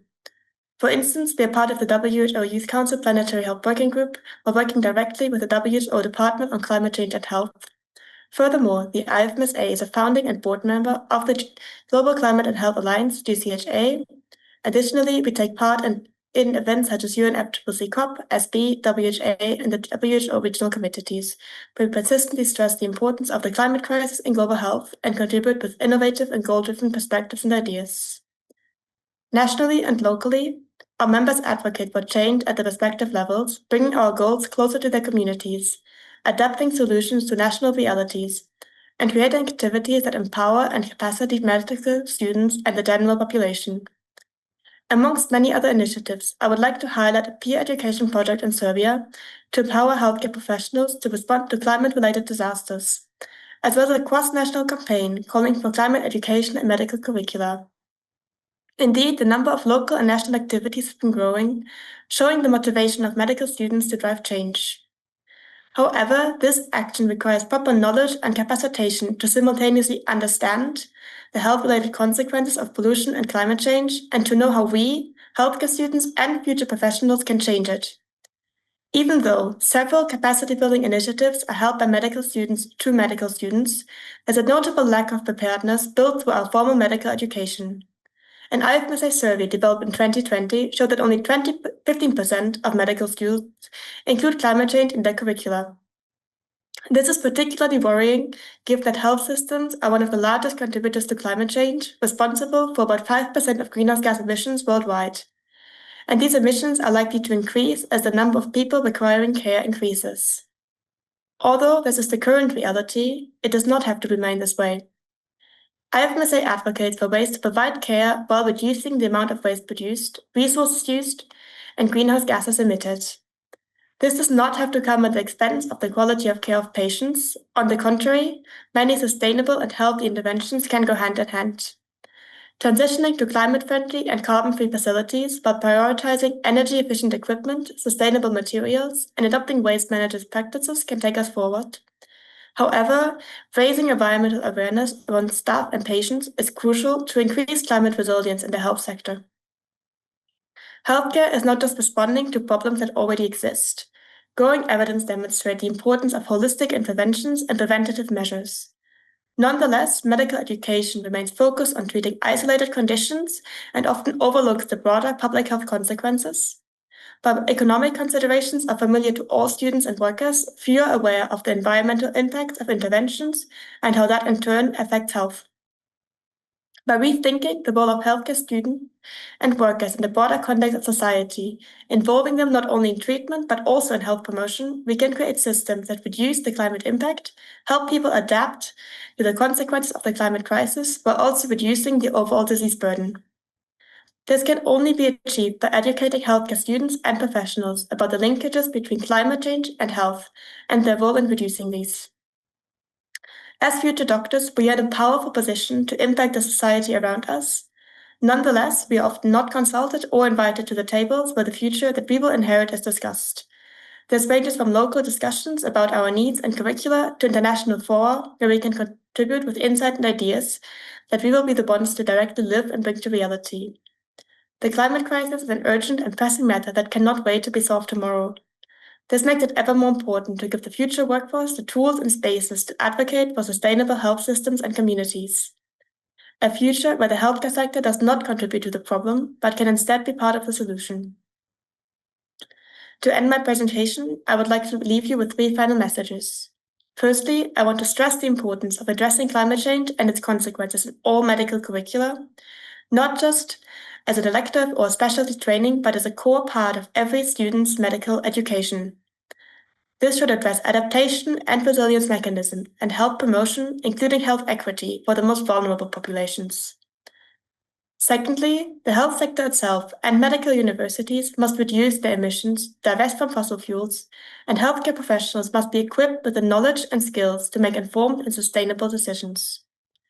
Thirdly, youth and student voices should be involved in the design of curricula to ensure they address the challenges of the 21st century, and that these changes can and will be implemented by the next generation.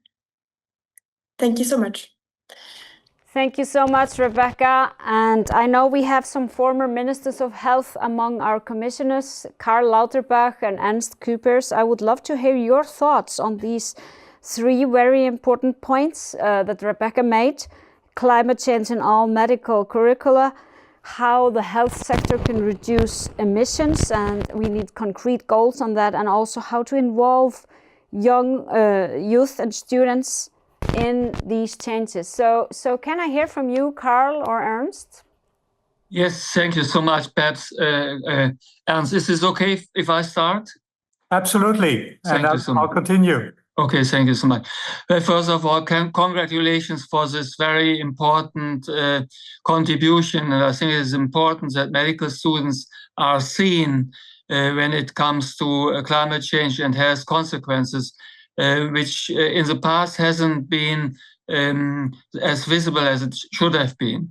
I think a very important point that you make is that in the curricula of medical students, currently public health issues concerning climate change are not really well represented.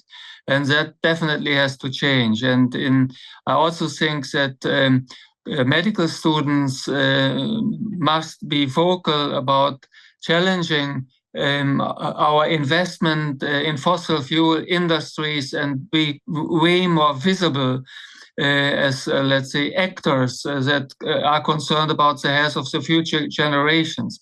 Also putting into focus consequences for children already is a very good point that you made. As a matter of fact, children have no choice, and they may already enter adult life with illnesses that could have been prevented if we had been more observable of, let's say, the consequences of pollution, climate change consequences. So a whole generation is up for these consequences. So I think your contribution is very important and needs to be integrated into our work, but also gives us a lot of things to discuss about later in the afternoon when we will come up working on our draft. Thank you.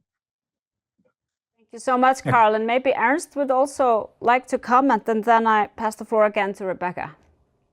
Yeah, thank you very much. And thanks for an excellent presentation. And first of all, just very much in line with what Karl just mentioned, the 20% inclusion in medical curricula of knowledge on climate change and on mitigation and adaptation, etc., is striking. Not a surprise, but striking, and should of course be 100%. And if we make the connection with the presentation which we just heard before, both from the Inuit representation as well as from Professor Matsukato, then I think this education should also include the focus on health in all policies. We need new generations of healthcare workers who are trained in this, who know the concept, live it, breathe it, and communicate it with people all over. That's one. The other one, of course, is the reduction of emissions and the carbon footprint of the healthcare sector itself. We have heard already before of wonderful initiatives, but it should be, as Professor Matsukato also said, measured and acted upon. And thirdly, with respect to the voices of medical students, I totally support this, and I can attest that in the Netherlands, when I was a minister, it was in particular the young doctors, the young nurses, and the medical students who had a very, very clear voice at almost any meeting I would come to.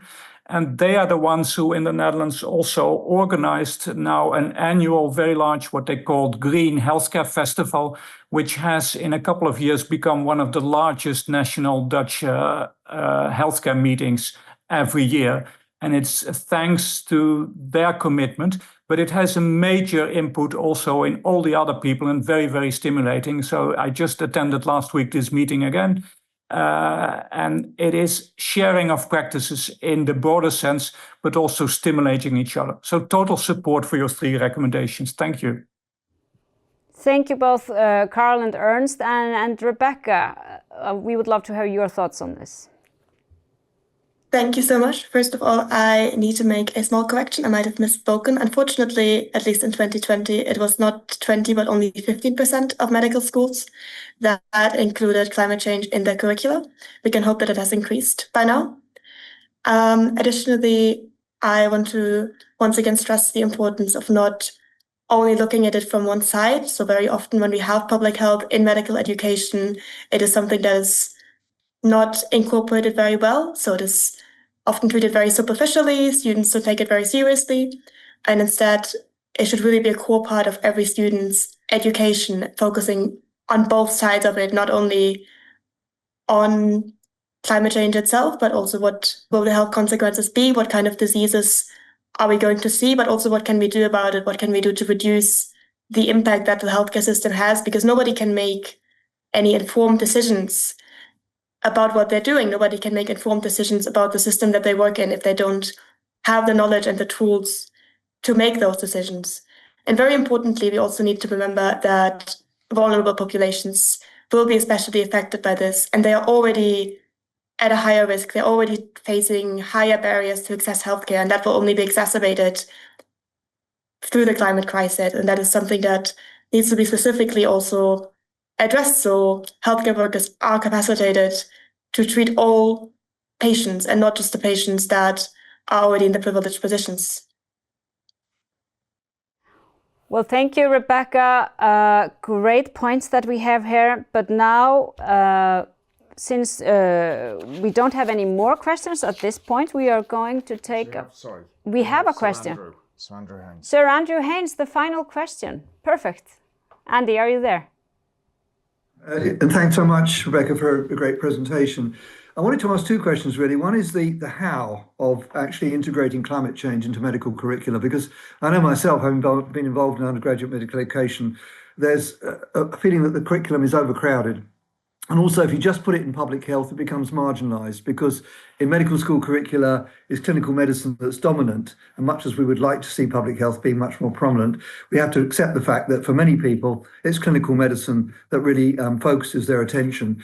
So my question really is, do you need a twin track approach? Both, of course, having a public health element to this, but also integrating climate change in all the clinical specialties.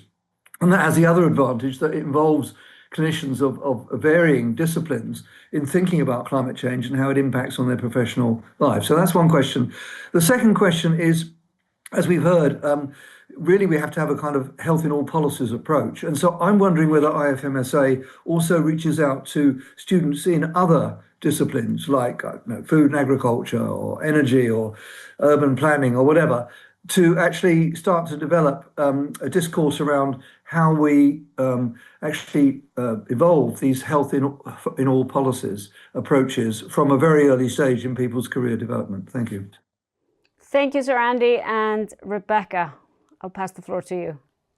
Thank you so much. You make an excellent point. There's always more things that people would like to add to the curricula. Unfortunately, we have limited time, but it is not, as you say, very useful to just add another lecture to the public health module that is already often not the budget that students take most seriously, but instead it's much more beneficial to integrate it throughout the curriculum, to have specific modules, specific classes on it, but also integrate it. If we're talking about communicable diseases, talk about how will this develop, how is this going to change in the coming years with the climate crisis. If we're talking about radiology, for example, not just talk about the fact that MRIs are expensive, but also talk about the fact, what does this have an environmental impact? And if that has an environmental impact, is that something we also should consider if we are prescribing these interventions? And to your second questions, IFMSA is in contact with other student organizations, mainly healthcare students associations, and we also work with other partners working in other sectors, but not as focused with students that are not from the health sector, simply due to also limited resources and sometimes a limited overlap of the interest. But it's a very good point to definitely include students from all different areas and work together, so we can reach joint conclusions and not just all stand separately. Thank you so much, Rebecca, for a great intervention. Now we are going to have a short mobility break before we dive into our final segment, which is a political panel where we will have some politicians talking about what's really happening now in this very important sector.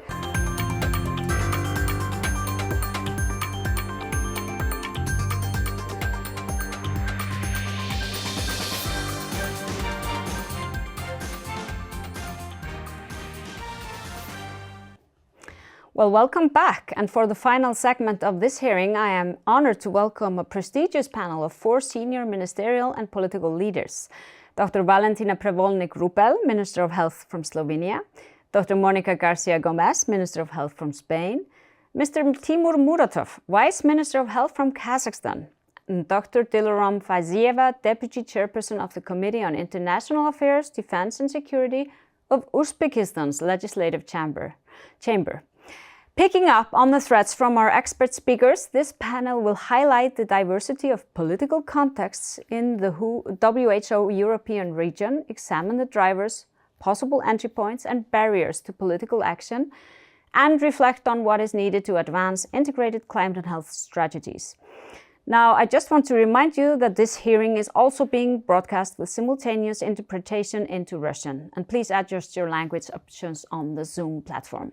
But to start off, I would like to begin with Slovenia. Dr. Valentina Prevolnik-Rupel, welcome, and considering Slovenia's experience, what do you see as the key elements necessary in mobilizing political action to integrate health into climate policies? Please, the floor is yours. Thank you very much. It's a great privilege to join today and to discuss the climate change and its effects on health and healthcare system. The consequences of climate change are visible, they are quantifiable, and as we all know, they are negative.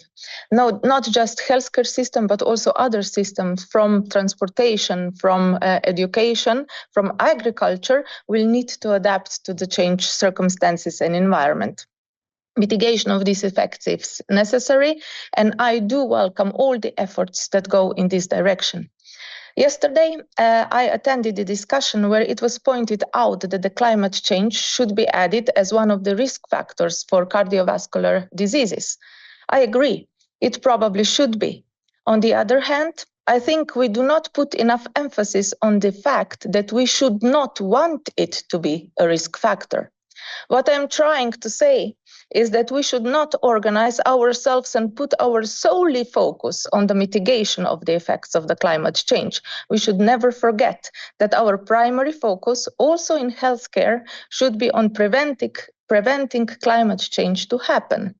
And to be honest, I think we don't do enough in this area. We are not organized well enough, and we don't offer enough information to people on how they could act. For example, what can they do with their diets to live more healthy and have lower carbon footprint? We do not have enough information, and we are not active enough to prevent the plentiful misinformation. We should all act where we can, and in my current role, I can act in the healthcare system of Slovenia. In Slovenia, we are currently preparing a strategy for carbon-neutral healthcare system and also a national plan 2026 to 2035, where the net zero carbon emissions in the healthcare system is one of the 5 overarching goals. We have 8 measures to reach this goal: energy efficiency, meaning renovation of buildings, use of energy-efficient technologies and equipment, and introduction of intelligent energy management system. Transition to renewable energy sources, then food, priority procurement of healthy and sustainably processed food from the local environment, as well as promoting changes in dietary habits, pharmaceutical products, promoting the use of sustainable and low carbon pharmaceutical products, waste management based on reduced, reuse, recycle, raise education and awareness of the employees in healthcare system about the effects of their work on carbon footprint, sustainable mobility and digitalization. And how to mobilize political action even more? First of all, we should include young people. They have been very active and vocal, and they want action because it is about their future. Secondly, we need evidence and information. In Slovenia, we are preparing a carbon footprint calculator to calculate the footprint of healthcare institutions, to be able to present the evidence to wider public, and to be able to act based on the data that we receive. Only if we have evidence, we can correctly target the measures. Thirdly, we should show that decarbonization can bring sufficient savings and can reduce risk to people and infrastructure. We are developing strategic guidelines, including for green procurement, sustainable construction, and the use of artificial intelligence to optimize efficiency. The last thing that I would like to mention is the role of WHO, which can provide guidance, but also platforms where all the countries can share the tools that we develop, the results and the experience. To conclude, Slovenia is committed to this transformation of healthcare system, and we want to turn our ambitions into reality hand in hand with other countries. Actions against climate change will work only if we do them together. Thank you very much. Thank you so much, Minister. Thank you, Valentina. And I will ask you to stay with us. We will now move on to the other panelists, but we will have time for questions when all the panelists have intervened. So thank you again. And let us now turn our attention to Spain, a country at the forefront of responding to extreme heat waves and climate emergencies. Dr. Mónica García Gómez, Minister of Health, tell us what are the main opportunities and challenges Spain is facing now in mobilizing political action to integrate health into climate policies.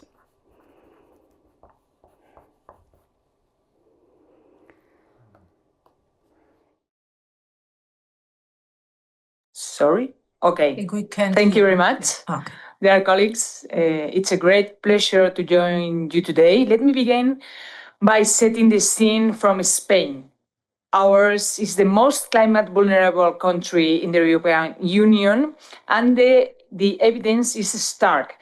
In less than a month, it will be the anniversary of the worst floods in our history, which claimed the lives of more than 224 people in Valencia. This summer, we experienced the year with the largest area burned by devastating wildfires in the northwest of the country, killing 8 people and forcing the evacuation of 33,000. Yes, thank you. Yes. Okay. On top of that, more than 3,000 people have died as the result of heat waves, mainly older adults and low-income individuals. The total cost of the impact of climate change in Spain this summer is estimated between 11.2 and 33 billion euros. In short, the climate crisis is not a distant scenario for Spain, it's a present health emergency. Faced with this reality, we have sought to innovate in governance to ensure the mitigation and adaptation go hand in hand. In 2023, the government launched the Health and Climate Change Observatory, an interministerial body led by the Ministry of Health together with the Ministries of Ecological Transition and of Science. This observatory brings together research, policy, and health system coordination, and it is now developing working groups on topics ranging from extreme heat preparedness to mental health impact of climate stress. On the mitigation side, Spain is advancing a decarbonization plan for the health sector, committing to resilient and net zero healthcare by 2050. our flagship project, and where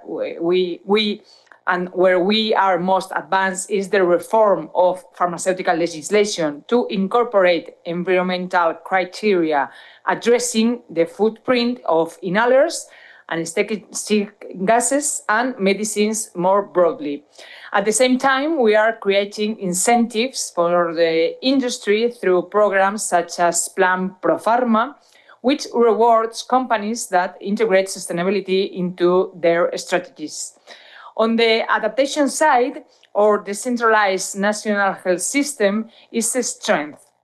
Regional governments can tailor responses to local risk, whether that means strengthening heat health action plans, improving early warning systems, or reinforcing community networks that protect the most vulnerable.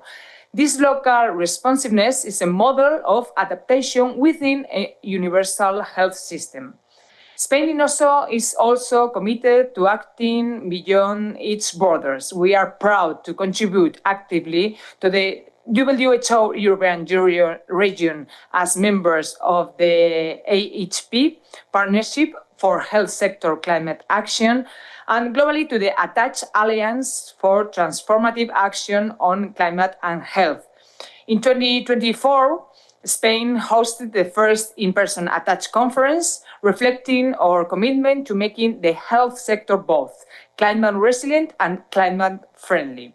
But we know that no country can do this alone. We are ready to share our lessons on building interministerial observatories, on decarbonizing healthcare supply chains, on integrating One Health into policy, and equally ready to learn from the experience of others. Peer learning and solidarity are essential if we are to accelerate collective progress across Europe and beyond. Let me conclude by recalling a simple truth. There can be no healthy people on a sick planet. The opportunities and challenges we face in Spain, decarbonizing our health system, protecting vulnerable groups, and building international partnerships are shared by all of us. Our task is to turn this recognition into political action. And for that, health is not just another argument for climate policy. It's the most compelling one. Thank you very much. Thank you so much, Minister. Thank you, Monica. So many important points that you made there.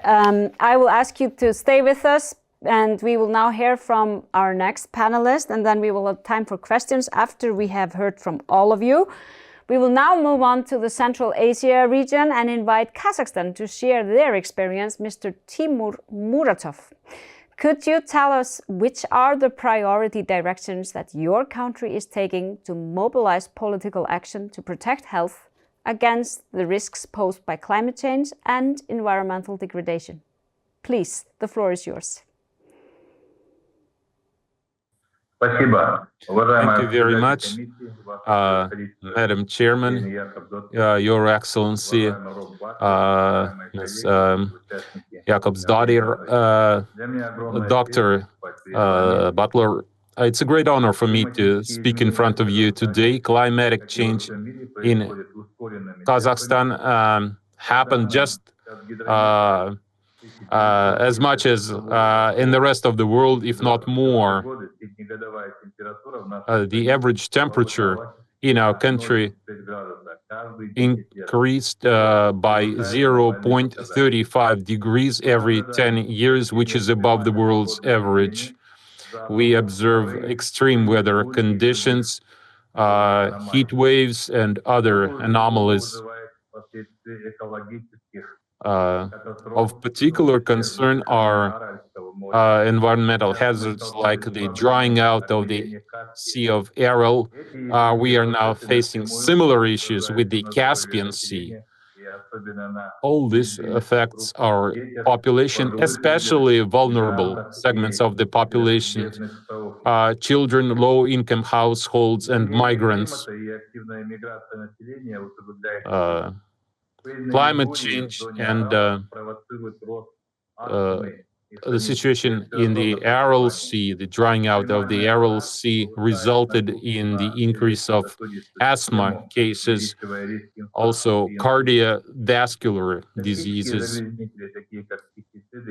pesticides, heavy metals result in additional oncological hazards.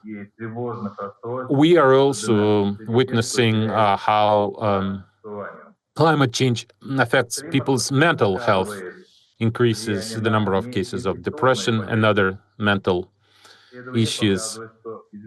Also, as the average temperature rises, this affects situation with communicable diseases as the areas where certain vectors are active increases, ticks, etc.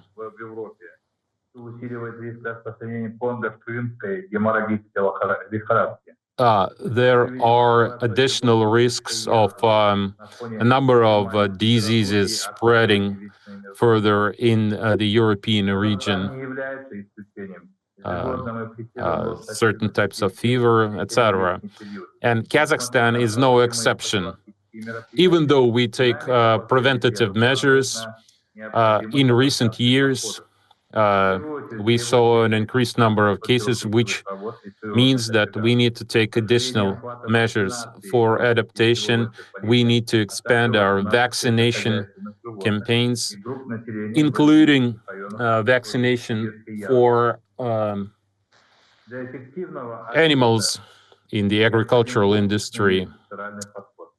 This requires a comprehensive, cross-sectoral approach. We increase interaction between the ministries of healthcare, environment protection, agriculture, and other agencies. We are also expanding our international cooperation. We introduced a number of programs promoting the green agenda, joining the European network of the WHO healthy cities.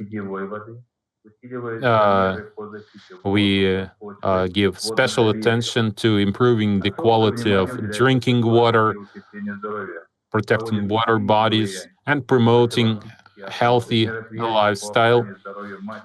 Screening events for mothers and children.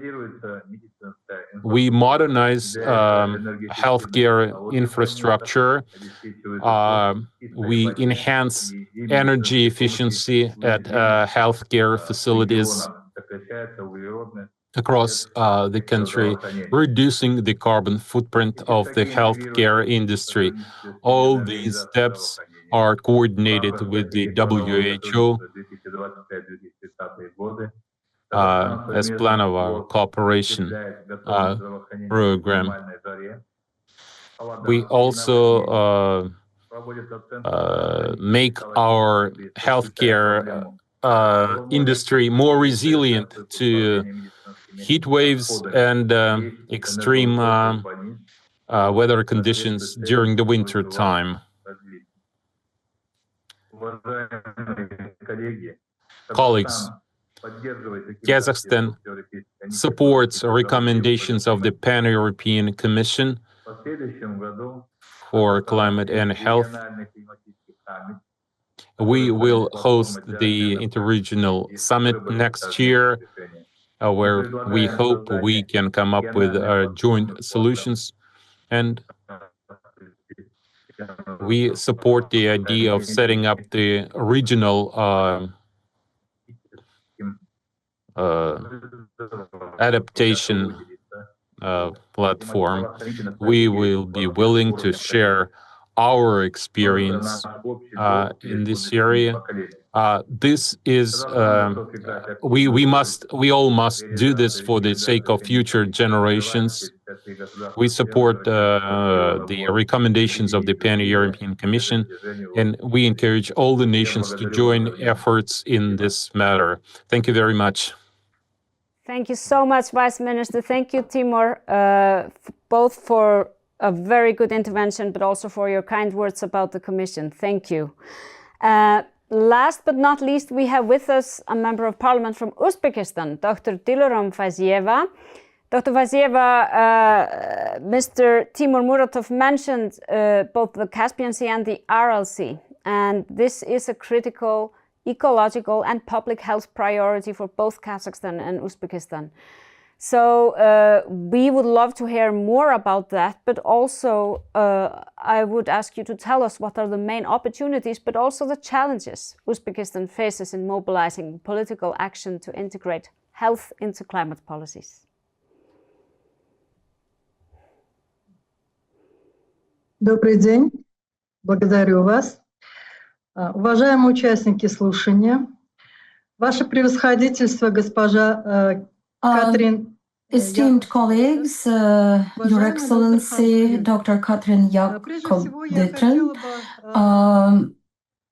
esteemed colleagues, I'd like to say a few words about the regional participation of Uzbekistan in different political and economic processes. And politically, Uzbekistan adheres to the international programs with the strategic tasks of strengthening cooperation between on the international scale in the sphere of preservation of the environment, and we have devoted a lot of material to the changes in the Aral Sea and conducted an estimation of green technology and innovative approaches to the resolution of the ecological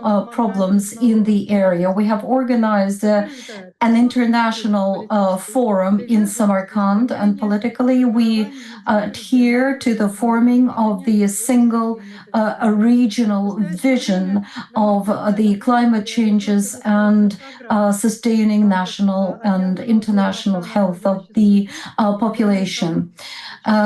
We adhere to the development of the green economy and to the adaptation to the changes of climate on a global scale. We are working out legal acts and juridical basis that are connected with the changes, with the climatic changes. As to what the Parliament is doing in this department, the Parliament of Uzbekistan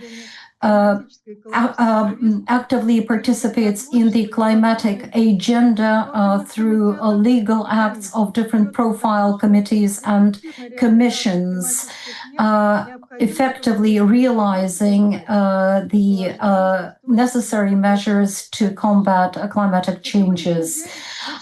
Currently, interdepartmental approach and strengthening of cooperation between ministries of the ecology and national health care need to be improved, unfortunately, because currently they are limited only to monitoring the harmful substances and the pollution of the air and water, no more.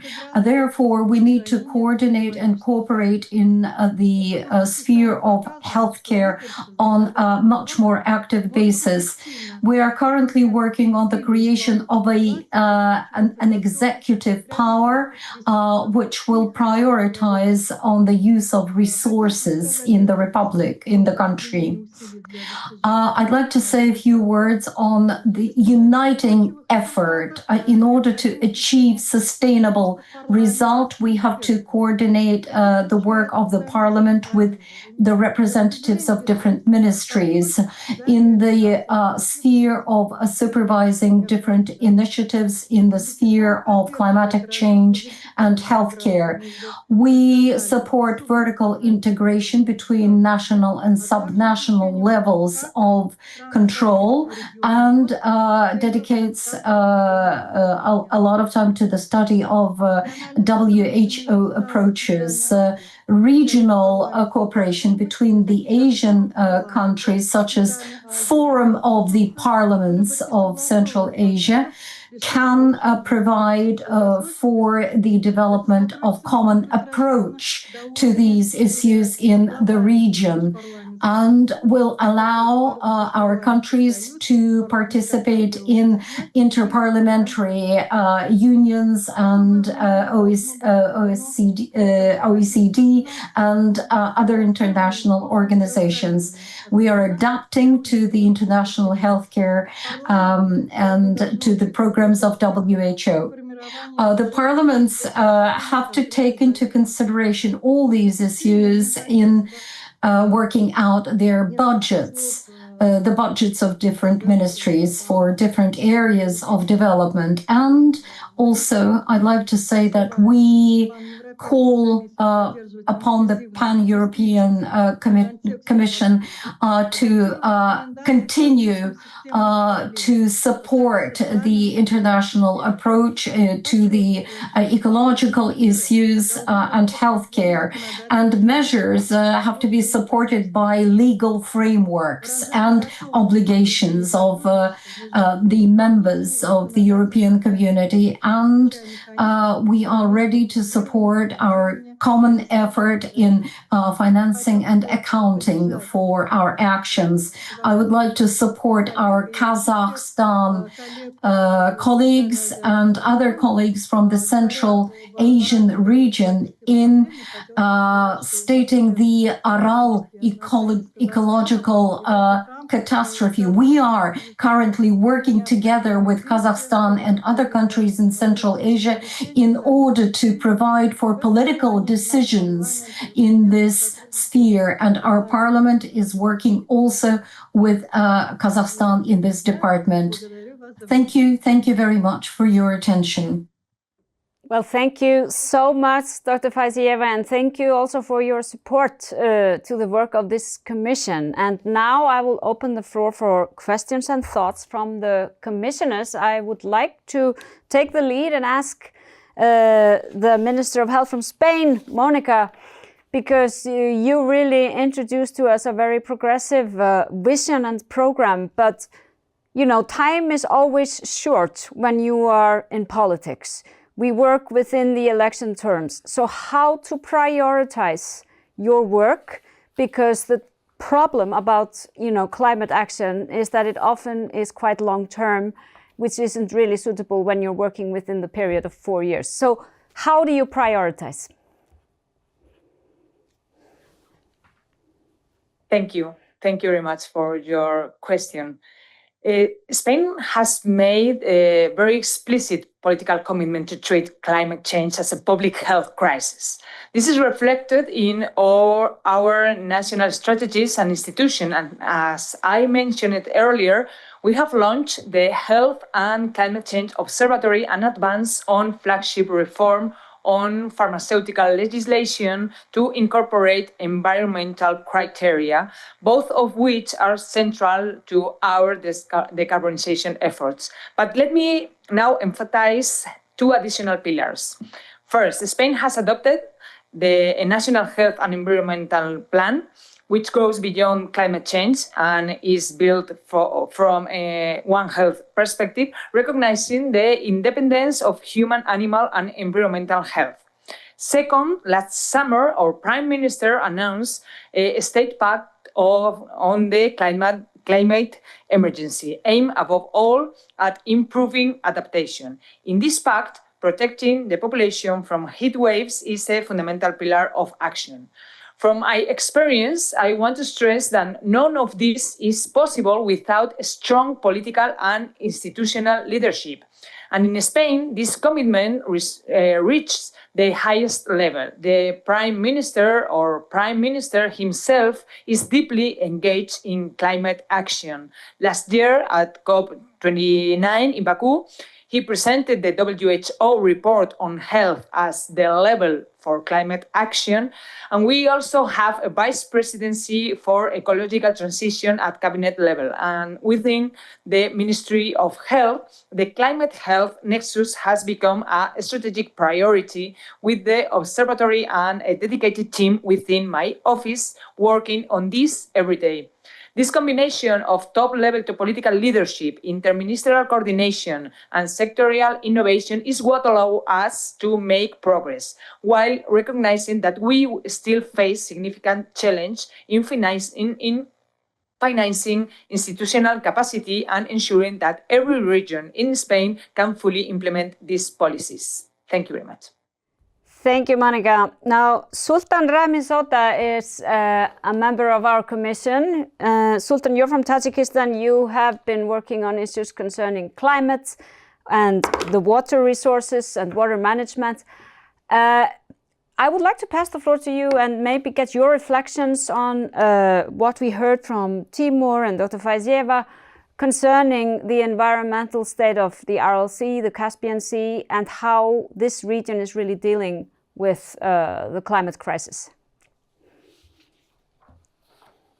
Thank you very much, Prime Minister. Sorry, I had to leave a bit for a short period, and I think it was exact time when the Ms. Dileron Faizieva and Timur made their intervention, but I'm sure that they attract the attention to those problems we have regarding the RLC crisis, which I was actually honored to chair twice from 2005 to 2008 and recently from 2020 to 2023.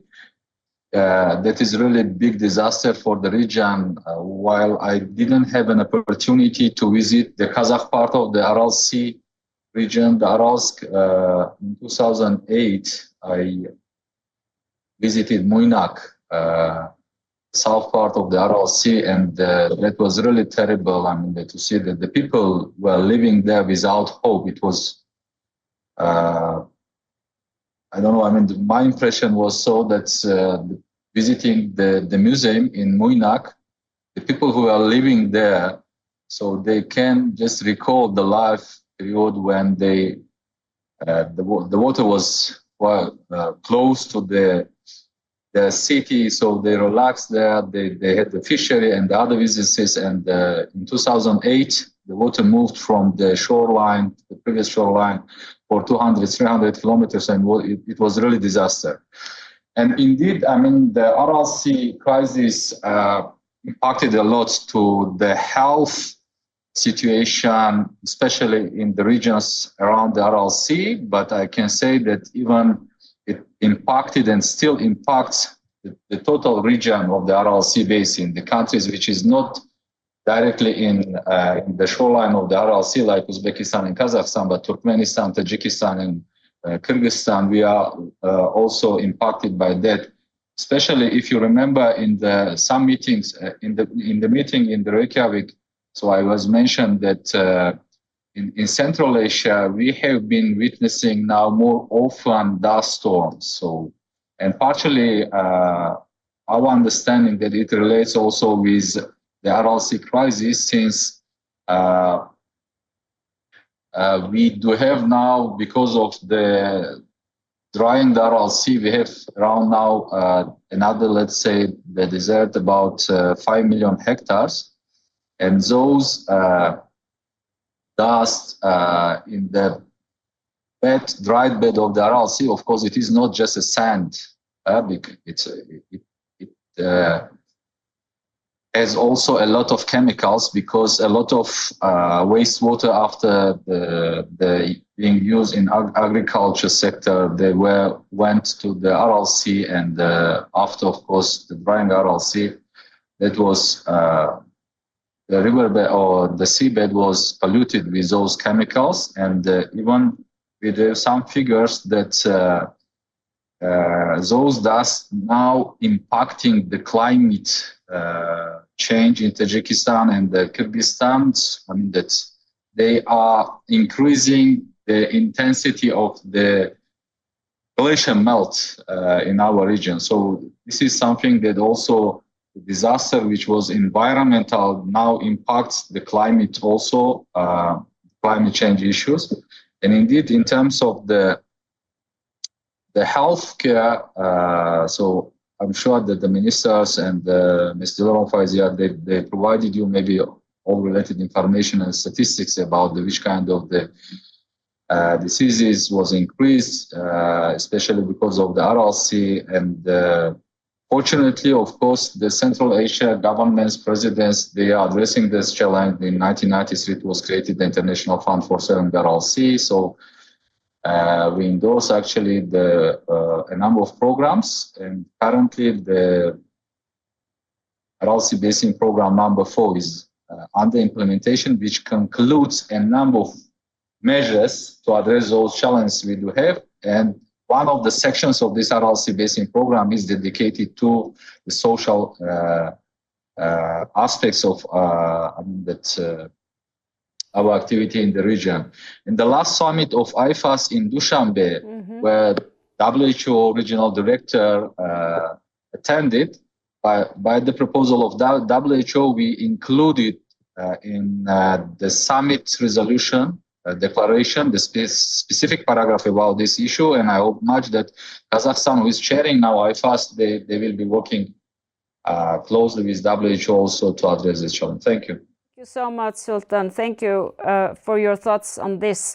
Now I have the next commissioner raising their hands is Katuna Gogaladze. Katuna, are you there? And do you have a question for some of our politicians who are here? Thank you, Catherine. Yes, I'm here, and yes, I have a question. So first of all, many thanks to all panelists for sharing their information about the policy actions taken in their countries to somehow address climate change and health challenges. And my question would be that if it's possible to name one of the actions which was the most successful in addressing these challenges in order to somehow be replicated in other countries and somehow be used by our commission to build on that our recommendation. For example, Monica has mentioned that the private sector companies, they were motivated, some incentives were introduced to motivate them to integrate climate and health related aspects in their development strategies, if I understood correctly. So what specific the incentives were used for that? How successful it was? So I understand this time is not much to address all of them, but it will be really very interesting to hear at least from some of panelists about the success stories. Thank you so much. Okay, so I suggest Valentina, could you join us for this question and just to mention one example as Katuna asked about. One success story, please, Valentina. Of course, gladly. So I would maybe just mention, first of all, that we invested lots of, we made high investments in the health infrastructures in the hospitals. And when you do the public procurement, it is very wise to demand that, the zero net carbon emissions are taken into account when the public procurement is set out. This sets out the whole infrastructure. I know that it takes time because you cannot change the complete infrastructure in a year or two, but you have to start once. And the results, I think, are already visible because all the new infrastructure that we are building currently is environmentally friendly. And if I may add another example, which I think that it's important, it's about eating habits and food and dietary requirements in schools for children. if you prepare new dietary, instructions or guidelines for children in kindergartens in school, it is very wise to include food that is healthy and food that has that is environmentally friendly. So from local production and also food that has lower carbon footprint. This has immediate effects, not only because the menus change, but because of the education and the knowledge that it is possible to eat healthier in a different way. Thank you. Excellent examples. I have now a question from Ernst Kuipers. Are you there, Ernst? Yes, I am, and thank you very much. I would like to ask a question to Minister Garcia Gomez. The discussion we had today is very much on how to scale up measures. And one of the topics which was clearly addressed earlier this morning was the need for health in all policies. And in that respect, I'm very interested and struck by your remark on the observatory. And my question is to understand a little bit more, first of all, in terms of the ownership. Is the observatory from the Ministry of Health, or is it broader co-owned by other ministries and other members of cabinet? And if so, who decides on the parameters and who has the responsibility to act on it? And in particular, is it a broad responsibility shared by the other members of cabinet, just such as your colleagues from, for instance, Ministry of Agriculture or Infrastructure or any other? Thank you. Thank you, Ernst. Monica, could you take that question, please? Yes, of course. Yes, we have built an interministerial observatory. It's not only for the Ministry of Health. Is between the Ministry of Health, the Ministry of Ecological Transition, and the Science Ministry. So we have the government of this observatory between the three ministers, the three ministries, and from this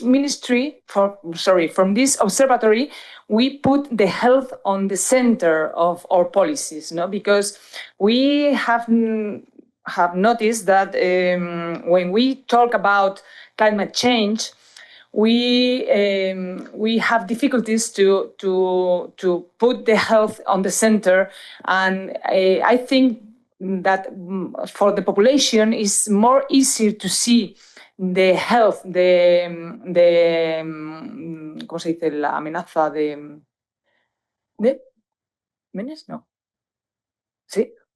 Okay. The menace of the health when we, for example, I've told that we have been this summer the problems with the fires, and last year with the floods, and we can put the health in the center of the policies because we have environmental of the climate change, and we put the people on the center, and the strategies are centered on the consequences of the climate change and the possibilities of change the climate change. So this observatory, here I am with the director of this observatory, and it's an interministerial institution, and we can see all the policies of the other ministries,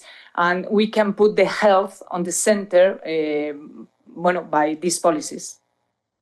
Thank you so much. Very interesting to watch that progress. Now I have three more commissioners with questions. Linda Bregu is next on my list, so I would love to pass the floor to you, Linda. And yes, please.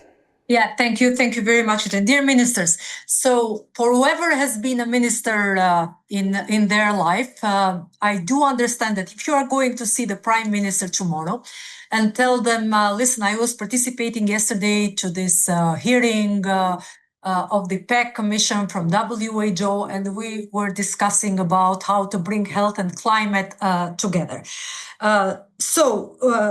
They might say, given the circumstances and the situation everywhere around, and especially with the budget lines, if you ask them for something to be done, then they will say, okay, you are looking for trouble. This is not the moment now. So we have to think and rethink on that. So is there anything that you'd like us, like a joint recommendation, to come and push forward to you, or to be carried forward, so recommendation from the PEC Commission, that you can that it can really ease on your burden tomorrow? Ask to the government and tell them, listen, thank you to you, Prime Minister Sanchez, we have the observatory now, but we will need more funds for that. We can't really offer to you more scientific data, for example, or numbers and data metrics to convince that the problem and the numbers of the persons suffering from the increase of temperatures should be stopped, and this is the model how. So is there any joint recommendation that could really be of help for you to join forces together in order to bring the health and climate change as one policy? Okay, great question. I think I will ask both Valentina and Timur to answer it very shortly. So Valentina first, from Slovenia. How can we help you in your conversation with your Prime Minister? Thank you very much for this question. You can help me. And what I would really love to get from you is the very clear, short recommendation based on facts on what can we do. Because I think, you know, we were talking before, when we talk about climate change, it is always a long term, but it's not really. There are some actions that we can do tomorrow. That will start. Each of us can do them. Me, as in my current role in healthcare, but each person can do them separately. But somehow, I think that people don't know what to do. We are all aware of the climate changes. We would like to help. We would, if possible, like to keep our comfort zone, but we would like to do something. I mean that especially young people, they are aware and they care about their future, of course, but we don't have clear recommendations and arguments for these recommendations on where to go. So if you provide like a set of solution-oriented, practical, short recommendations on what can we do in short term to assure changes, to make the changes in climate change, to prevent them, they would be most welcome. Thank you for that. And Timur Muratov, how can we help you in your conversation with your Prime Minister? Thank you for this offer. I just want to second what Valentina just said. I think Kazakhstan also we need this kind of short, clear recommendation from the Pan-European Commission. Even though Kazakhstan is very much involved in this work on the national level, but we would like to have some recommendations from international bodies as well. This will really help us in our interagency dialogue, and this will help us improve the situation. Thank you. Thank you so much. And now I move on to Omnia El Omrani with the next question. Please, Omnia. Yes, thank you, Your Excellencies. My question is about your interaction with, not across different ministries, but from national to local health authorities and building the capacity as well of communities. If you have any stories to share around that work on climate and health from national to local districts. Thank you for a very good question. I might ask both Monica and Dr. Vazieva to answer that. Monica Garcia Gomez, Health Minister of Spain, from national level to local level, what can you tell us?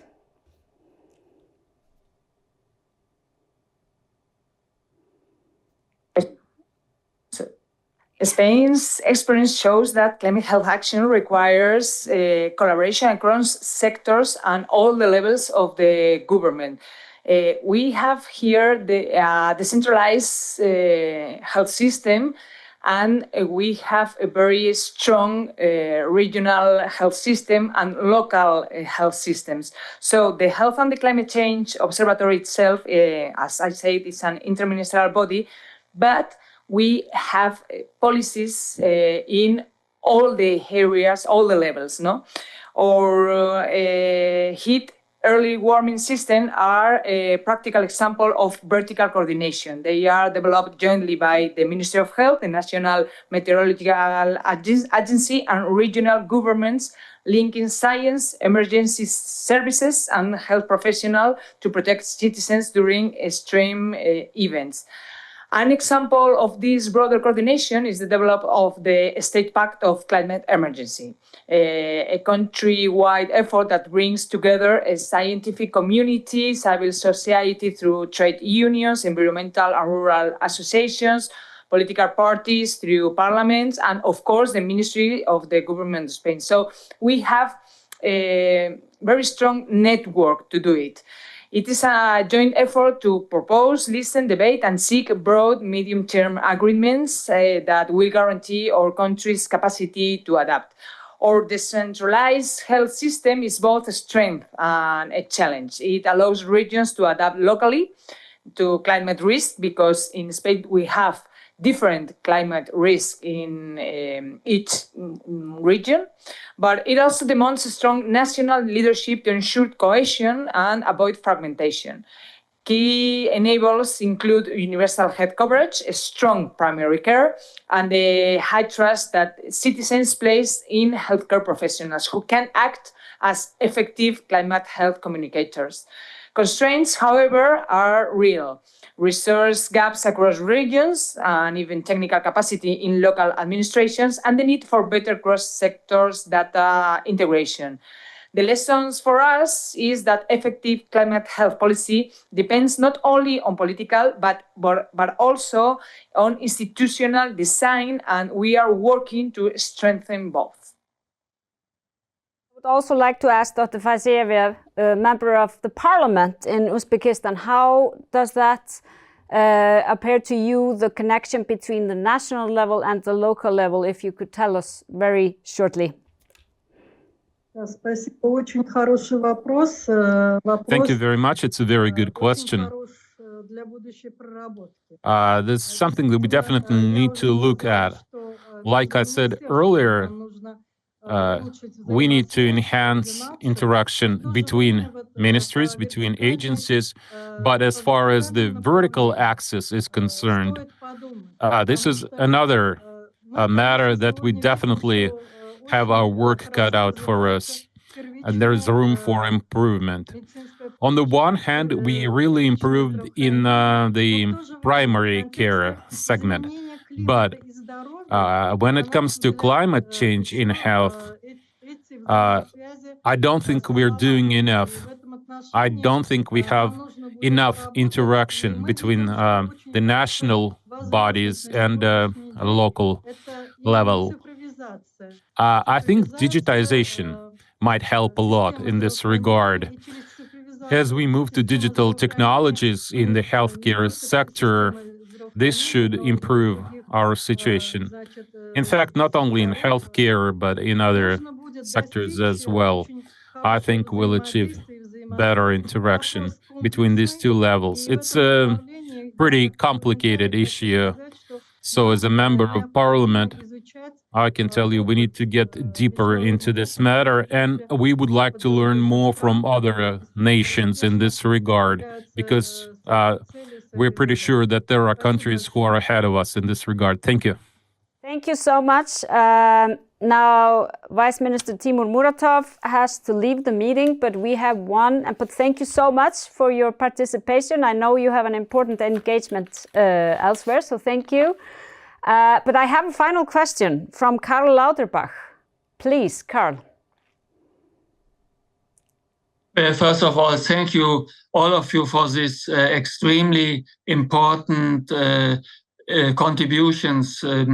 having been a Minister of Health, I can exactly relate to what you have pointed out, and a couple of very new, interesting points were made. So thank you so much. That was really valuable. I have basically two questions. Question number one is, Dr. Valentina Ruppel basically said that it is important to point out the health consequences of climate change and mentioned, for example, cardiovascular diseases. In my opinion, people are mostly, unfortunately, not afraid of cardiovascular diseases. So if we link climate change and fine particle pollution due to, let's say, fossil fuel combustion to health consequences, it is more effective to link it to dementia and to cancer, as a matter of fact, because that is what people are afraid of, and they are not necessarily afraid of cardiovascular diseases. They are also not exactly afraid of shorter life expectancy, but dementia and cancer are those diseases that most people are afraid of. And I wonder whether you agree that it is important to relate climate change to particular diseases in order to make it more tangible. And the second question is, if we work with, let's say, the focus on health in all policies, which is important and necessary, but the problem is that, let's say, climate change measures are only one part of the many, many, many issues that have to be considered if you put health in all policies. For example, let's say nutrition, walking, let's say availability of resources.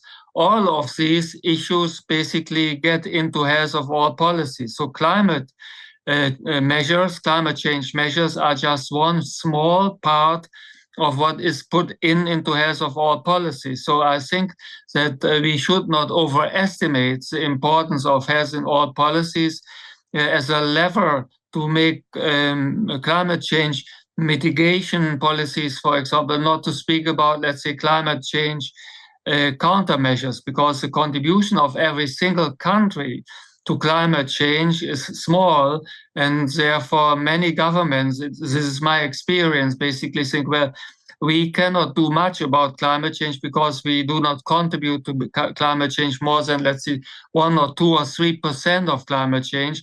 So why should we invest in climate change measures in order to prevent health deterioration in our country when most of the climate change comes from what is done in other countries?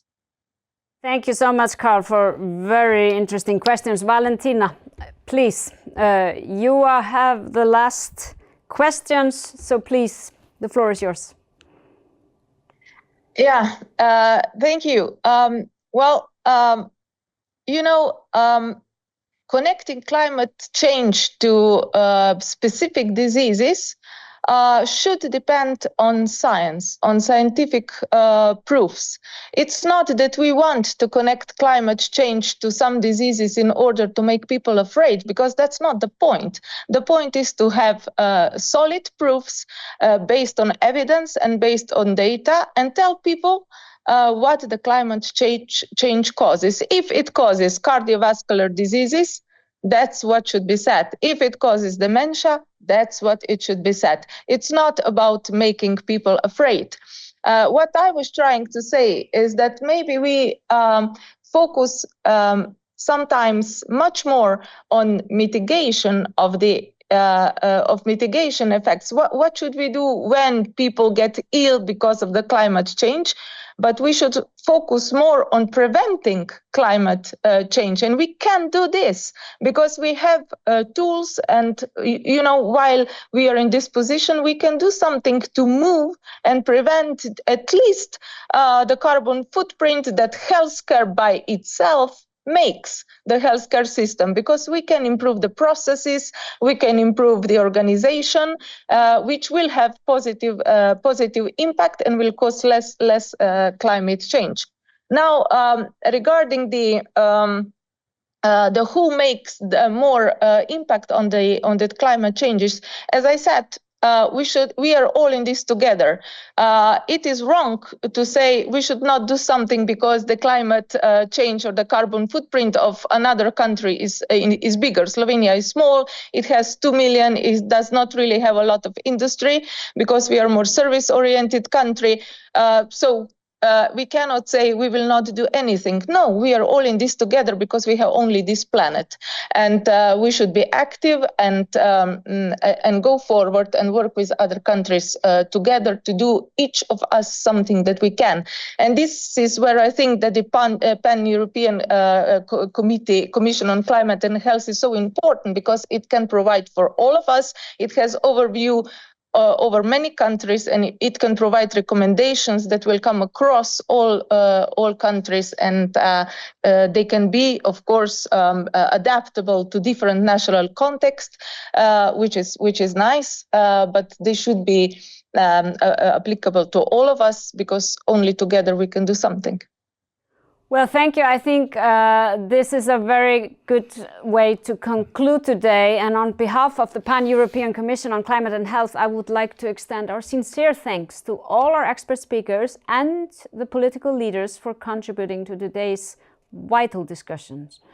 Your insights have been instrumental in advancing our shared goal of translating policy into tangible action, driving implementation that builds climate-resilient health systems and empowers communities to safeguard health and well-being in the face of a changing climate. So I think we have quite a lot of food for thought for the work ahead of us. Yeah, an absolute terrific hearing. I mean, so relevant in terms of its scope. It's been so broad, but also, of course, so rich in terms of the discussion. We started with the relocation of Inuit populations due to climate change.